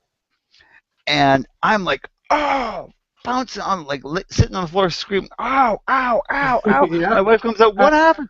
And I said, I stubbed my toe. And she says, oh, that's so bad. And then she looked at my toe and it had actually split to the bone because I'd caught the corner of the molding and it was sharp. So it had actually split the end of my toe. There was like 2 flaps of skin and like a toe bone sticking out. And I was like, it's bleeding everywhere. And so we like taped it back together, and I actually went to see the doctor about that one and got a couple of stitches to hold it together. Yeah, I would have gone to the doctor too for that if you could see the bone. Oh, But yeah, well, I got some antibiotics too, so that's probably a good thing. Yeah. But yeah, and it was like, oh, honey, why would you put books in the middle of the hallway in front of the bathroom? And I mean, I'm talking big books. My wife had an extensive library. Well, even right now we have, oh, good God, 12, 38 feet of bookshelves, all about 7 feet high, and they're full. Yeah, I don't have that many books. I may have 200-300 books. So Yeah. Oh no, we have in the thousands. Yeah, my wife and I both read a lot. I mean, my old apartment, my wife just howled the first time she came in and saw it. You'd walk in. I lived in a 1-bedroom basement suite, kind of your bachelor's, but it was like tile floors and crappy furniture and everything. But around the outside of the room, there was piles of paperback books that were 4 feet high, all the way around the whole room. And that one, I'd only been living there a couple of years. Oh, I love to read. It's just that I'm very picky. If I don't think I'll ever read the book again, I just get rid of it. Oh yeah. It's really funny. The way my wife and I met is we had friends who said, "Oh, you guys got to meet. You got so much in common, eh?" And when we met, because they said, "Oh, you're both all so into books and everything," we had 2 books in common. We both had thousands of books. We had 2 in common. This was Catch 22 and oh crap, The Hobbit. If you had The Hobbit, then you should have Lord of the Rings. No, I never got Lord of the Rings. I got The Hobbit. I don't even know where I found The Hobbit, but I found this book and I read it. It was just such a great book. And I always thought, would have been neat to find more books about it, but I would never look, right? Because I was a guy. It was the 80s. I was busy, man. There was no AIDS back then, buddy. Well, there was, but we didn't know about it. I say if you like The Hobbit, you'll enjoy The Lord of the Rings. It's definitely a different story. Oh no, I've read it. I've read it since then. Yes. Oh, okay. Yeah, after I met the wife and we were talking, and we were comparing books, and she said, "Oh, you've got The Hobbit. You have The Lord of the Rings," and I was like, "Lord of the Rings? What's that?" Oh, you got to read this, and I was like, "Oh." So that was like my evenings for the next week. Yeah, for me, my reading habit started on comic books, so that's how I started reading it. I got started when I was really young. My sister was 3 years older than me, but she thought when she started school, she thought it was so great. She wanted to be a teacher, so she'd come home and she'd teach me everything she learned. Except she was a mean teacher. That's kind of all I remember about that. But anyway, when I did start school in the That's that big spider. Um, the teacher was asking, what have you read? And I went, Moby Dick. And she went, oh, yes, I'm sure. The comic book in it. I'm like, no, there's a comic book? Because, my sister, it was the only book she could find in the house that looked like it was a serious book. Because my mother read all those romance novels, and my dad didn't read. Well, he knew how to read. He just didn't. Read the newspaper. That was about it. Yeah, I have such a different taste. My father always read a lot of war fiction books, Mm-hmm. Tom Clancy, other artists. I can't think of the names off the top of my head. I just remember Clancy, but he always read that type of book. Me, I've always been into the sci-fi fantasy I style like the stuff. sci-fi, not the fantasy. I'm sci-fi. I love the sci-fi if it's technically correct. Ugh. It really doesn't matter for me. If it's a good story, it's a good story. See, and I would drive people crazy. We were watching I think it was Rambo, and he was in his, standing in the room with his M60, just like shooting for like 5 minutes, and it was like I was like, oh come on, he's got like 10 rounds in the belt when you see him lift it up, and then he shoots that long. And people would just go, shut up, watch the show. Oh, I can be that way too. Yeah, I had to quit watching movies with friends. You kept telling me to shut up. I don't understand. I was correcting them, correcting the movie. Yeah, my thing is, continuality. It's Continuity. continuity. There we go. Thank you. It's like obviously this scene's been cut. Yeah, you know what they used to do before they had digital cameras? They used Polaroids, and they would shoot a Polaroid picture, and then just be, if there was a cut on the scene, and then they'd get the actor back up there, and they'd hold that Polaroid up. Oh wait, no. See that button's done up on the vest, and this kind of shit. Because we have friends in the biz. And, yeah, they tell us about that. And apparently, if you're in the costuming business, you never throw anything away. No. I had a pair of boots the cat peed on. I was going to throw them out, and he went, no, those are cool boots, because they were like kind of mod boots that for some reason I'd bought years ago. I don't know why. But then a cat peed on them. I was going, oh, I'm going to throw these out. Oh, hell no, they'll be perfect for the part. But they stink. Doesn't matter. Actors' feet stink. Okay. Yeah, they're shops that's all they are. They're basically costume shops. That's all they have is all the stuff that's been, they rent out the clothes. They don't sell the clothes. They rent it out. Yeah. Oh, it's all, clothes that, are 20, 30 years old, but they rent it out to movie theaters or movie studios. Mm-hmm. Well, those guys do that with their car collections, too, eh? Yeah. The one thing that pisses me off, you can see these, you see this in movies all the time, in TV shows. It's like, that glass was full when you started. Mm-hmm. Now it's half full. Now it's back to full. Now it's empty. Yeah. Yeah. And now it's full again. Uh-huh. Yeah. And he's not even drunk. By my count, he's had 3 or 4 glasses of wine. Of course, in the case of, was that 2.5 Men, it was probably true. Charlie Sheen probably did drink 2.5 glasses of wine during that scene. Boy, that coke pile looks a lot smaller than it used to be. Yeah.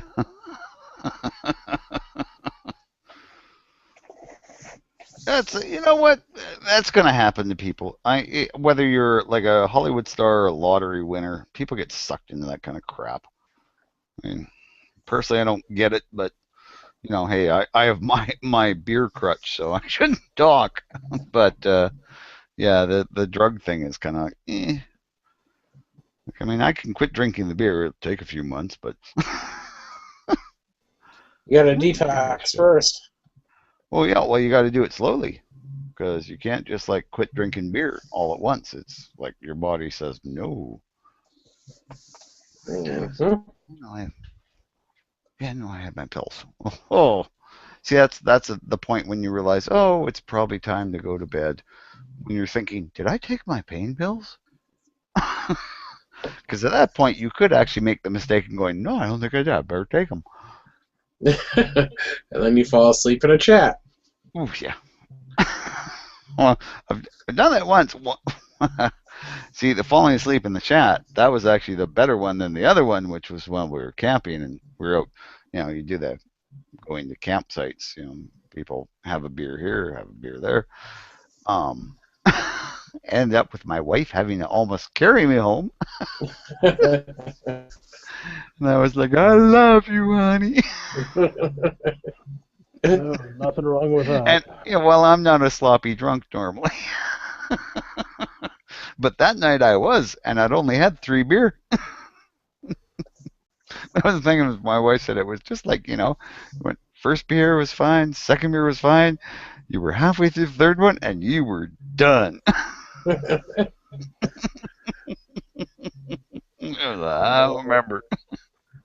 Thankfully, I don't have to worry about that part. I have to worry about taking too much insulin, and then I just get low blood sugar, and that could be bad. Yeah.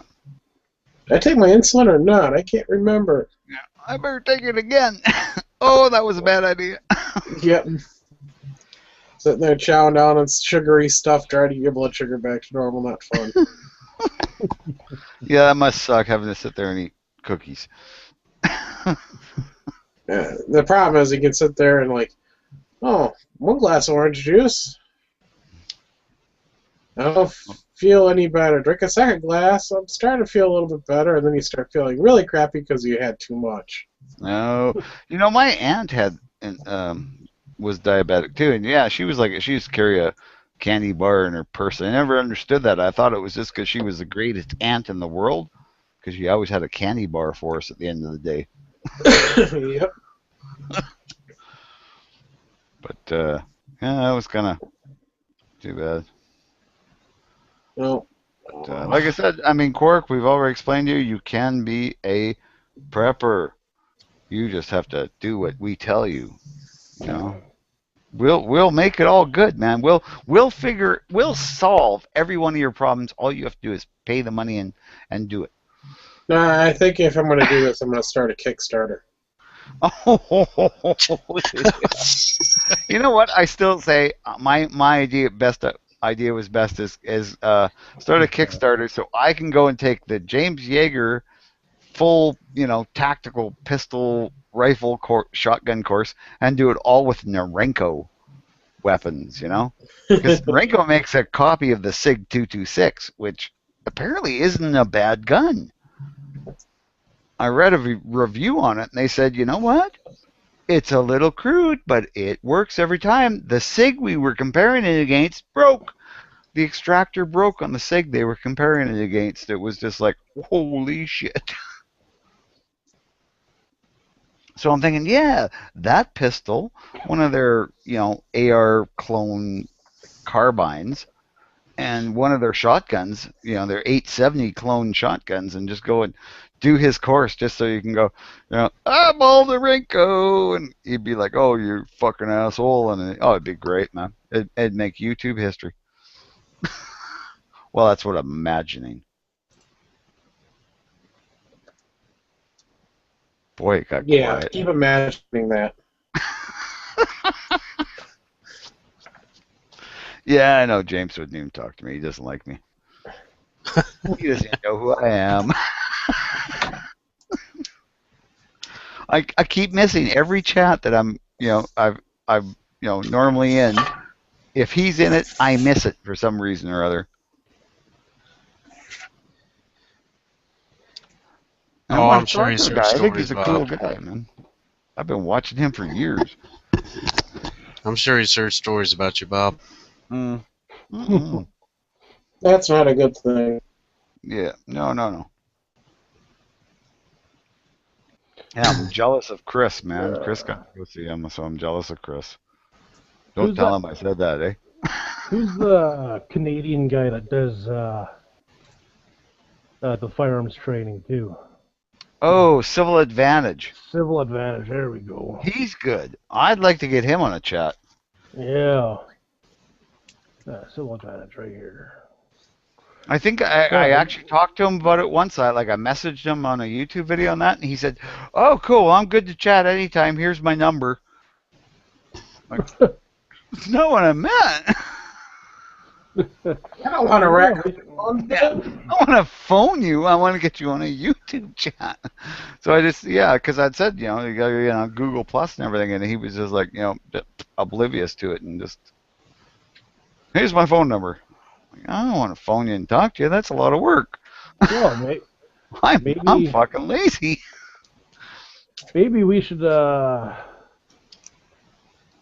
or since you got his number, maybe you should phone him up and say, hey, let's do a chat, and I suppose.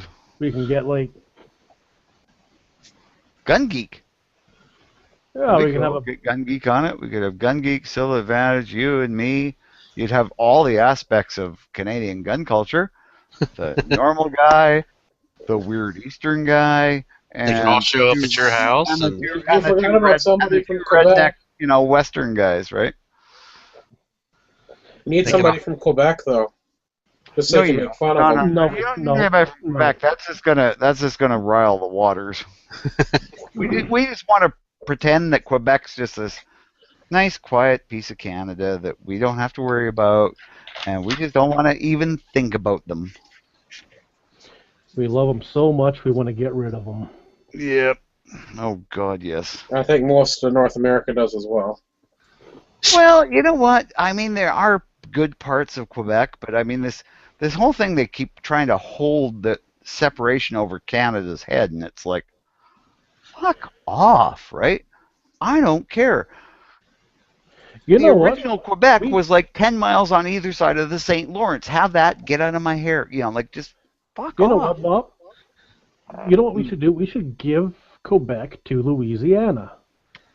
That'd be all right. Because then we get some Louisiana culture up here. That would help. We don't Yeah, but want there's no Quebec. direct connection. We'd have to figure out some kind of land bridge, and I don't know, man. That'd be I don't tough. think Louisiana and Quebec would get along very well. Yeah, but they're the same people. Yeah, they would. They're both Quebecois. Yeah. It's like what do Louisiana people call themselves? What the hell is it? Cajuns. Yeah.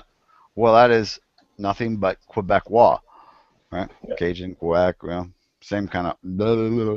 Oh, they got a completely different attitude than No, French Canadians.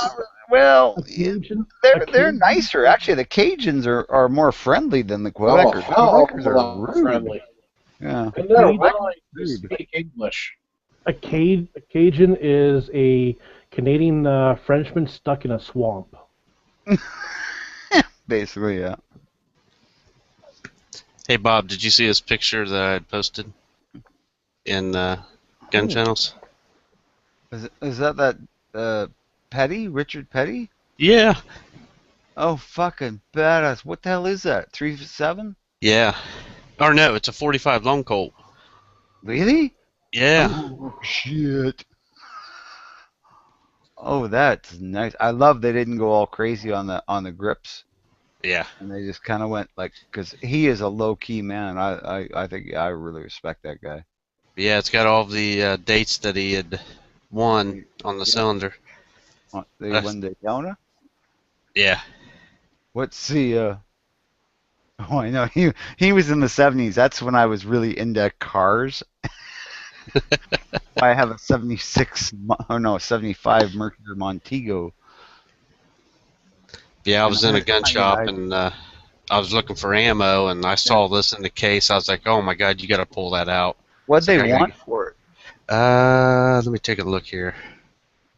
Let me see, because I know one of the pictures It's been had. shot. Yeah, I'm looking at it and I'm going, yeah, that thing's been shot. Yeah, because it's got a dial with it. I didn't upload the one with the price tag. Let me look on my phone real quick. Okay. That's cool, man. That is really neat. I'm sure it's like terribly expensive, but I love the way that I'm sure that was Richard Petty saying, no, I don't want a bunch of checkering. I want it, clean, because that's what he was about, man. Oh shit! I thought I had taken a I think it was $850. $850. Yeah, 08. Yeah, something like that. Oh hell, I'd carry that then. That'd be my carry gun if I could. That doesn't seem. Yeah, that doesn't seem. Fucking rights, man. Yeah, it's a little big, but hey. It's only 45 long Colt. Yeah, I mean, it's not going to have a whole lot of penetration. It's going to blow great big giant holes through that person, maybe a couple others, but not that much. Yeah, I thought I got a picture of the. It really would. It really like that would stay in a body that round, especially if you had any kind of hollow point, because it's not moving fast. None of a pistol. Yeah, because they had it. Let me see if I can download or. That is a very cool looking gun, though. I know. Let me see if I can get into my phone pics, because I took a picture of another one that Sandy would have liked. Oh yeah.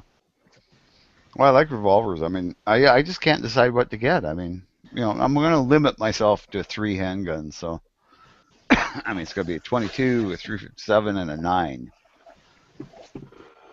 Oh, I'm not going to go with the 45. Oh, that hurts me. I'm not going to go 45. You're not going to go 45 long Colt. No, I'm not going to go 45. If you're getting a 357, Bob, get yourself a Dan Wesson. This way you can have anything from a 2.5-inch barrel all the way up to like a 12 or 15-inch barrel. Expensive here. They're really ridiculous. I mean, they'd be thousands of dollars, and I'm not going to spend that much on a. There you go, Bob. I'm gonna buy a surplus. If I could buy a surplus. Oh. Ooh. Yeah. Yeah, that's kind of neat. 44. Python? No. Python. That's Yeah. so 357. Yeah. Yep. That's just pretty. That's just pretty. 2150. 2150. That's not bad. Ooh. No, that's too. No, I can't do it. No, I'll buy a Taurus. I'll buy a Taurus. I just can't. I'm too cheap. Well, I'm just saying it's not bad for a Python. I'm not saying that I'm buying one. Yeah. Well, I knew a guy had one of those things in a 22 rimfire. I wouldn't mind getting hold of that. I mean, trust me, Bob, you don't want a Taurus revolver. Trust me. Yeah, we got all kinds of different revolver manufacturers we can get here. Yeah. And the reason I say don't go with the Taurus is because when I owned, I had nothing but trouble with, and it was only a 22. It was a constant headache. Yeah. Well, I'm thinking my friend's revolver decided that it would only go off when you release the trigger. Oh yeah, you're telling me about that. Yep. Oh, it's whacked. But I mean, they got a warranty. But like I say, I mean, for me, the best deal for me is to buy a used 357 Magnum. They're all over the market here. Yeah. Oh yeah. All the cop guns got sold. Yeah, so I mean, they're all ex-police guns and stuff, but they're not shot out. So what the hell? I don't care. It's a used 357 Magnum Smith & Wesson. Yeah, it's going to go bang every time I pull the trigger, and it's probably going to be pretty accurate. This guy had a lot of them. Yeah. I just love the gun. I mean, Smith & Wesson makes a good gun. It's not as pretty as a Colt. It's not, but functionality, there's no difference, really. I mean, a little bit different how you open the cylinders, but that's other than that. The Colt might be a minuscule bit more accurate, but yeah, I'll go with Smith. Like I say, if I can I would rather buy a used Smith & Wesson than a new anything else. Right. As far as dollars, bang for your buck,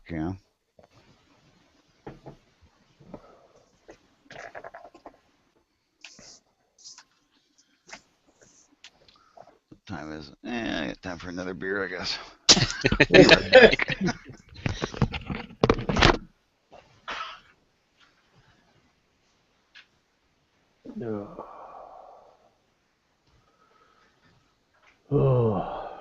Yeah, I took a picture of that so I could show my dad.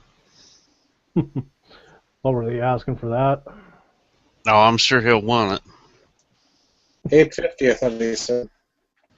850. That's not bad. It was either 850 or 650. At 650, I mean, like, it's even better. Who's the Yeah, manufacturer? Smith and Wesson. Oh, jeez. Yeah, I know. Dad's probably going to go down and buy it, right? Yeah, he probably would. I'd let him get that because when I bought my mom's 357, he was there looking at the Taurus Judge and stuff like that, and I was like, "Ah, you don't want that." It's like, we'll get you something, Dad. Don't worry. Yeah, definitely not the Taurus. Why no? Who the heck was it? Never enough ammo. I think he's got a Taurus, doesn't he? And he just loves it. It's Taurus really makes a good for him. one there, the P92. Yeah. Yeah. Yeah, But I I think like the that's P92s. Yeah, I think that's about it really that I can think of that Taurus makes really well. You know, the one thing I really would like to get, and which I can't because it's become illegal, restricted, not restricted, prohibited in Canada. My brother has one because he was a gun collector, so it's been grandfathered in for him. But it's a Walther. It's a 380. Yeah, 380. No, it's not. It's a 32. It's a Walther 32. And it had all these Nazi markings on it. And my brother and I always thought, oh, it's probably a pilot's gun, right? You know, nice small little gun, eh? No, it was a postman's gun. Because they used to give postmen guns back in the old days. And yeah, but just beautiful little gun. It would fit in the back pocket of a pair of blue jeans perfectly. Just, great, neat little automatic, and it fired great, and it was accurate too. Eh? Like you could hit shit out to about 50 yards. Unfortunately, it was a 32, so it didn't have a whole lot of punch. Neat little gun though. That's the kind of shit I like. Is the old used. That's why I keep. I'm really tempted to buy a Tokarov. Just you can buy a World War II Tokarov and like 1,100 rounds of ammunition for $400. Yeah. Dang. Yeah. Wish they had that kind of deal here. Yeah, I know. It's corrosive ammo. Who cares? You get to take your gun apart and play with it more often. Just piss on it. Yeah. Yeah, because it's Russian.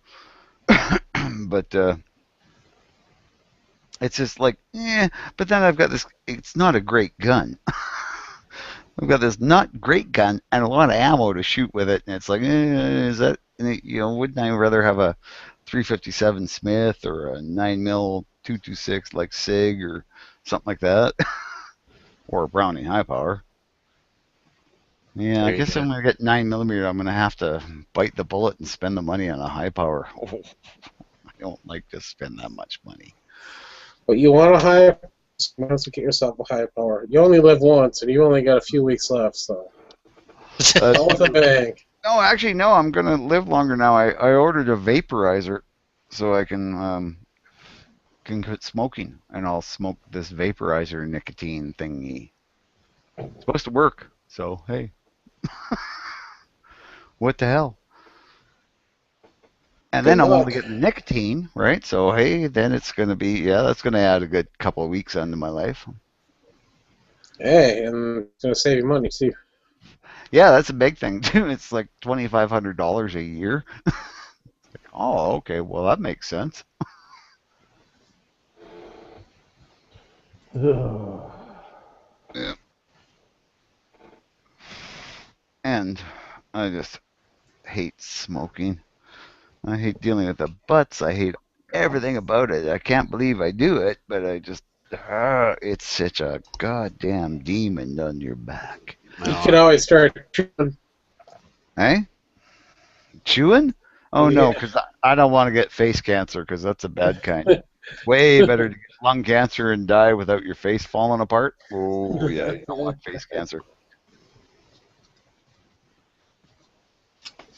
That's all you got. There's a picture of this cowboy who chewed all the time, and man, he's got no lower jaw, and it's like, yeah, you just show that picture to kids and go, that's why you don't chew tobacco. And kids will go, oh, because that is really bad. Don't want to go that way.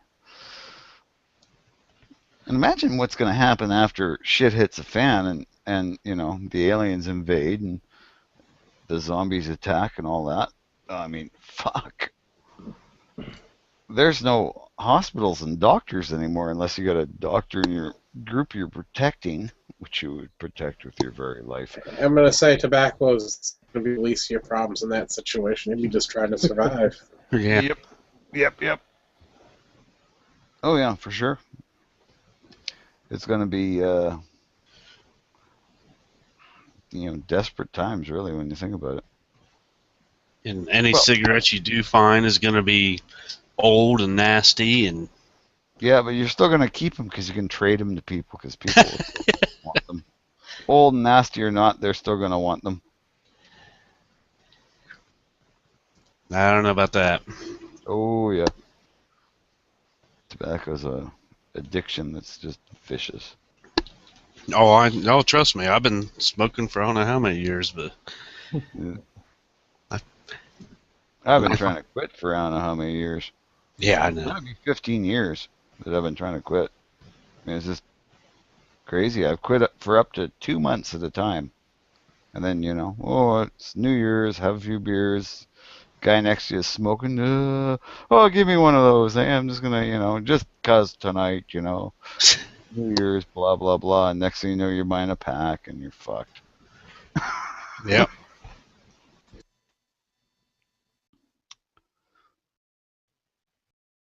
It's a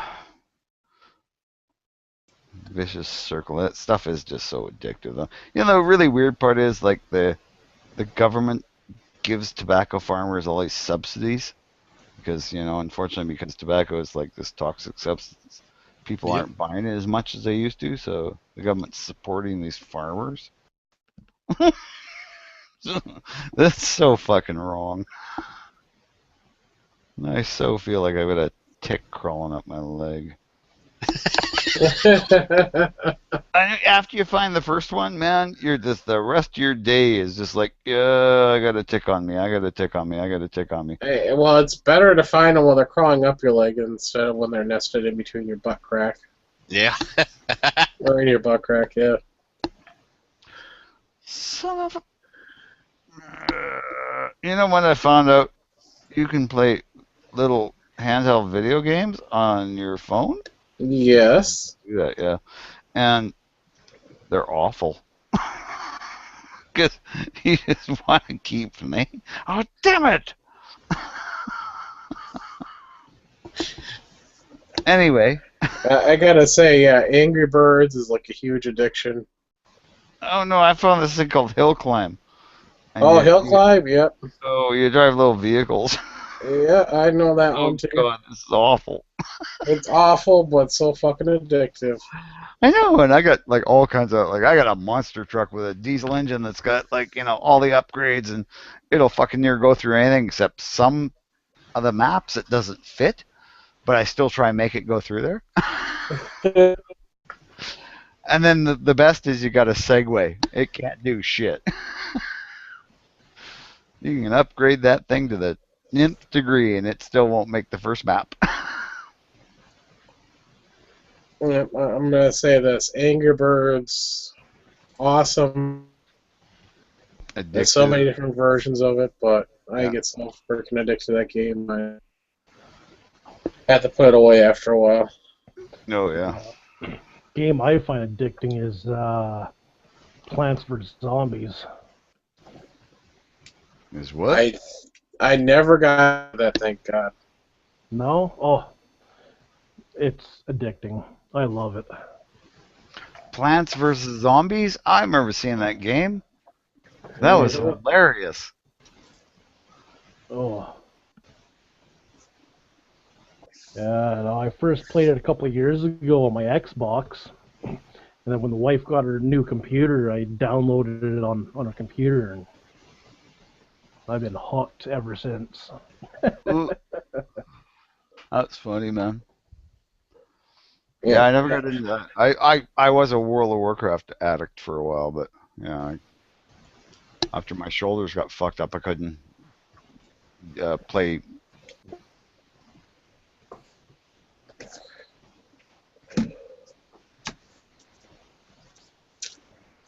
I know. I had the console gaming addiction for a long time, and I finally gave that up. It's made it a lot better.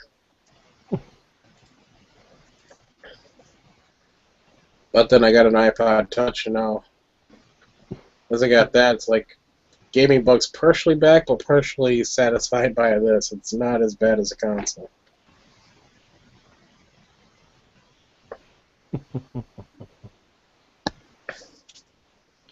Yep. And for some reason, I'm addicted to The Simpsons Tapped Out. It's such a freaking pointless game, but it's so addictive.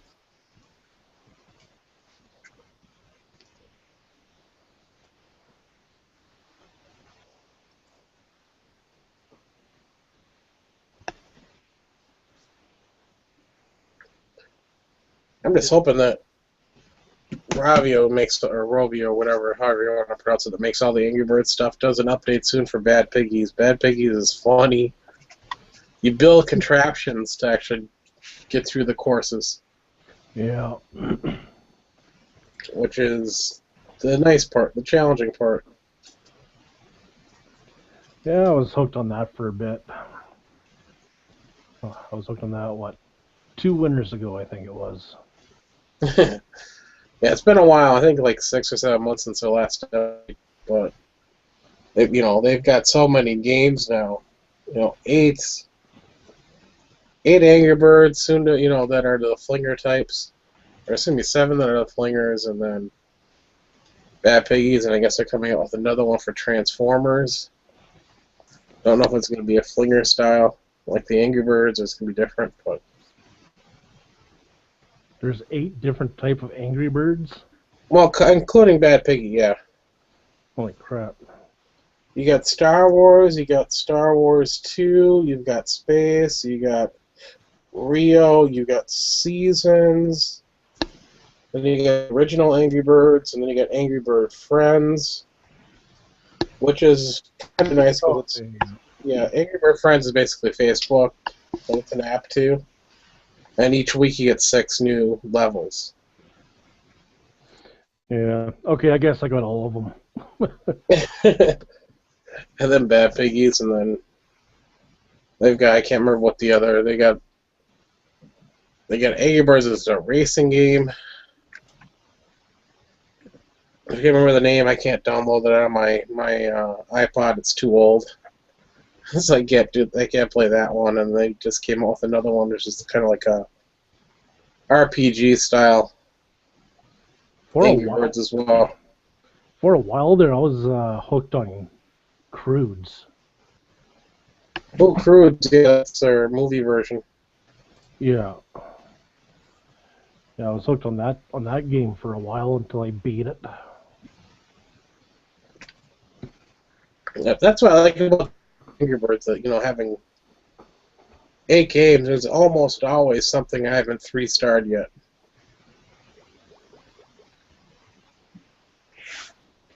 So that makes it challenging.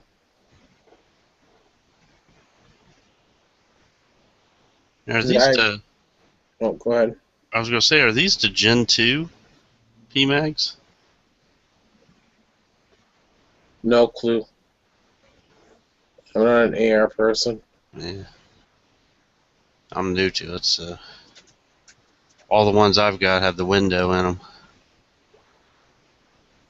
Yeah, that might be the original or Gen 2. I'm not 100% sure.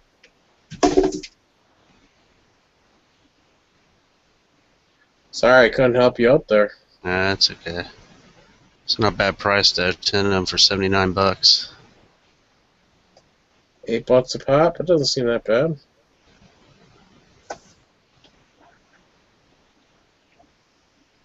I don't know if there's anything wrong with them or why they went to the threes or no clue what happened there. I'm not sure. Well, I'm sorry, but I'm going to have to stop this now. I'm almost falling asleep here. Okay. Yeah, it's not because it hasn't been a halfway decent conversation. It's just because I've been up since 6. Yeah, I know the feeling. Yeah, 2 days in a row without an afternoon nap and being up late in these chats doesn't help. I was freaking running all day. Yeah. Well, when I say an afternoon nap, I normally sleep like 4 hours during the night and then, take a afternoon siesta. Yeah. Yeah. Because if I don't get up and feed my cats, I'm not going to be able to get back to sleep, so, Yeah. because they won't let me. So, night, everybody. Yep.